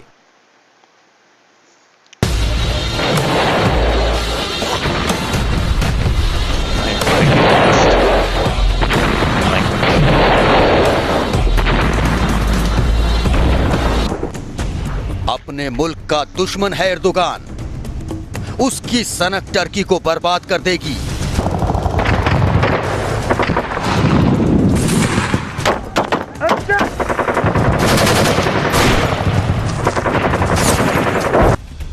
बर्बाद हो जाएगा खूबसूरत टर्की। टर्की को तानाशाह से बचाओ। यही है वो खूबसूरत मुल्क जिसे दुनिया टर्की के नाम से जानती है। चंद साल पहले तक टर्की दुनिया के सबसे तरक्की पसंद मुल्कों में से एक माना जाता था। इसकी अर्थव्यवस्था की रफ्तार से दुनिया जलती थी, लेकिन एर्दोगान की तानाशाही सोच ने टर्की को तबाही के कगार पर लाकर खड़ा कर दिया है। टर्की की मुद्रा लीरा की कीमत चंद साल पहले तक अमेरिकी डॉलर के बराबर हुआ करती थी, लेकिन एर्दोगान की कट्टर नीतियों की वजह से अब ये करीब 4 गुना गिर चुकी है। टर्की की अर्थव्यवस्था ठहर चुकी है। बेरोजगारी की दर 11% तक पहुंच चुकी है और टर्की में व्यापार ठप होने वाला है। टर्की ने ऐसे हालात अब तक कभी नहीं देखे थे। टर्की में दुनिया के ऑलिव ऑयल का कुल 75% पैदा होता है और टर्की ऑलिव ऑयल से काफी विदेशी धन भी कमाता है, लेकिन अब ऑलिव के निर्यात में भी ठहराव आने लगा है। इन हालातों में सीरिया पर हमले से टर्की की अर्थव्यवस्था को और नुकसान पहुंचेगा। उसका जो मॉडर्निज्म को सेट बैक करना है, उससे उसकी इकॉनमी बहुत नीचे गई है। वो पॉपुलर लोग नहीं है, वो अपना लीडर नहीं है टर्की में और लोग उससे खुश नहीं हैं। टर्की के लोग बेबसी से मुल्क की तबाही देख रहे हैं। वो जानते हैं कि अगर विरोध किया तो जल्लाद एर्दोगान उनका क्या हाल करेगा। अगर जी आप देखिए तो इसके पिछले 2-3 साल में बहुत जेल में डाले गए हैं, बहुत ज़्यादा क्रश किए गए हैं, मर्डर बहुत हुए हैं। तो थोड़ा सा इसके अंदर जो आप अंदर की जो वो सेफ नहीं थी, तो एक सिविलियन रेवोल्यूशन सी खड़ी हो गई, बट फौज इसके पास थी, ताकत इसके पास थी, इसने इसको दबा दिया। टर्की के लोगों को सबसे ज्यादा दुख तो इस बात का है कि एर्दोगान उनके महान नेता मुस्तफा कमाल अतातुर्क की मेहनत और आदर्शों पर बसे टर्की की जड़ों को खोखला कर रहा है। अब जानिए टर्की के उस महान नेता मुस्तफा कमाल अतातुर्क के बारे में जिन्होंने टर्की के विकास की नींव रखी थी। कमाल अतातुर्क साल 1923 में आजाद हुए टर्की के पहले नेता थे। अतातुर्क मुस्लिम होते हुए भी एक महान नेता थे। आजादी के बाद वो टर्की को मुस्लिम कट्टरपंथ की तरफ ले जाने की बजाय उसे सेकुलरिज्म और खुली विचारधारा की तरफ ले गए। उन्होंने मुस्लिम टोपी पर बैन लगाया और लड़कियों की शिक्षा के लिए बड़ी तादाद में स्कूल खुलवाए। उन्होंने समाज के खुलेपन पर ध्यान दिया। उन्होंने अरबी में अजान पर बैन लगवाया और बुर्के पर भी रोक लगवा दी। उन्होंने टर्की में पश्चिमी देशों की तरह कोट पैंट और शर्ट जैसे आधुनिक कपड़े पहनने को बढ़ावा दिया। उन्हीं की बदौलत टर्की बाकी मुस्लिम देशों से अलग बना और बहुत तेजी से विकसित भी हुआ। टर्की बहुत फॉरवर्ड लुकिंग वेस्टर्नाइज कंट्री था, उसने वो सब उनको कैंसिल किया। उसके ड्रेस के ऊपर उसने पाबंदियां लगा दी। टर्की बिल्कुल यूरोपियन ड्रेस पहनते थे, जो स्पेशली उनके वुमेन वो बिल्कुल यूरोपियन जैसे थे, और इसने वो सब पाबंदियां लगाई जिससे कि वो फंडामेंटलिज्म उसने इंट्रोड्यूस किया, और उसकी वजह से जो लोग हैं उसके अगेंस्ट है। कमाल अतातुर्क को आज भी टर्की के लोग राष्ट्रपिता का दर्जा देते हैं। टर्की का कानून भी कहता है कि अतातुर्क की शान में गुस्ताखी करने वाले को जेल जाना होगा। लेकिन ये तानाशाह अतातुर्क के सपने के टर्की को बर्बाद करने पर आमादा है। ये नई मस्जिदें खोल रहा है, लिकर फ्री जोन बना रहा है, महिलाओं के पर्दे को बढ़ावा दे रहा है, और इस तरह के नियम लगातार टर्की में लागू किए जा रहे हैं। कुल मिलाकर इस जल्लाद के साए में टर्की अपनी पहचान खोता जा रहा है, या यूं कह लीजिए कि एक तानाशाह खलनायक एक मुल्क की आत्मा का कत्ल करने पर आमादा है। Team news nation. पुरानी कहावत है, चोर चोर मौसेरे भाई। ठीक ऐसे ही एर्दोगान ने किसी को दोस्त भी बनाया है तो पाकिस्तान को। जी हां, पाकिस्तान उन गिने चुने मुल्कों में से एक है जिन्हें टर्की अपना दोस्त मानता है। इसीलिए तो टर्की ने पाकिस्तान के बहकावे में आकर कश्मीर का मुद्दा यूएन में उठाने की गलती की थी। आइए अब बताते हैं कि टर्की ने हिंदुस्तान को उकसाने की गलती की क्यों, और कितना गहरा है रिश्ता इमरान और एर्दोगान का।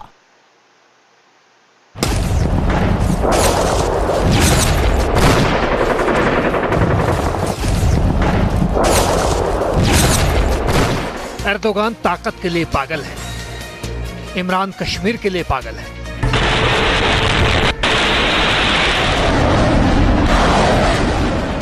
एक का सपना ओटोमन एम्पायर, दूसरे का सपना कश्मीर पर कब्जा।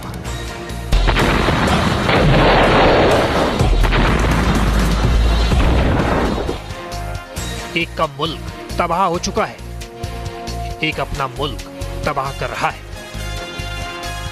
सारी जिंदगी अय्याशी कर इमरान इन दिनों धार्मिक हो गए हैं और एर्दोगान अपनी कट्टर इस्लामी सोच के लिए जाने जाते हैं। यही वो धर्म का धागा है जिसने इमरान और एर्दोगान को एक दूजे से बांध रखा है, और इसी बंधन की बेबसी में एर्दोगान ने भारत से दुश्मनी मोल ली। हालांकि दुश्मनी भले ही अब हुई है, लेकिन टर्की धोखा तो भारत को 1962 की जंग में ही दे चुका है। साल 1962 में भारत चीन की जंग चल रही थी। भारत ने पहाड़ों पर इस्तेमाल के लिए टर्की से हल्की होवित्जर तोपें खरीदनी चाहिए। टर्की भारत को तोपें बेचने के लिए तैयार भी हो गया था, लेकिन पाकिस्तान के कहने पर इन मौके पर टर्की ने भारत को तोपें नहीं बेची। Hi, this is attorney and investor Bob Diamond here with your second Finally, chance. some English. Now, I noticed that you started the order process. But it's an ad, so. आखिरकार 1962 की जंग में भारत की हार हुई और टर्की के इस धोखे के साथ ही भारत टर्की के रिश्तों में खटास आ गई। वक्त के साथ टर्की पाकिस्तान के करीब होता चला गया।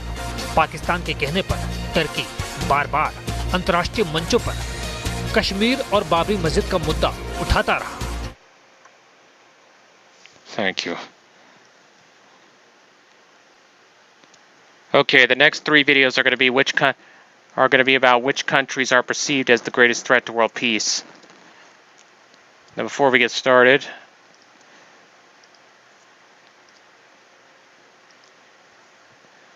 let me just really quick do something here. Wait, still.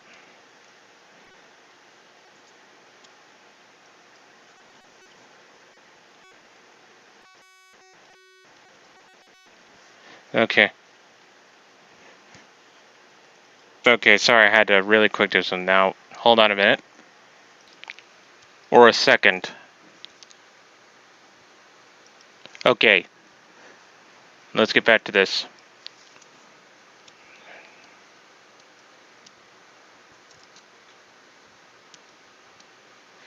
Which countries are perceived as the greatest threat to world peace? Residents from different countries were asked which country they see as the greatest threat to peace in the world. The national flag shown within the boundaries of surveyed nations refer to the country which was mentioned most frequently by the interviewees.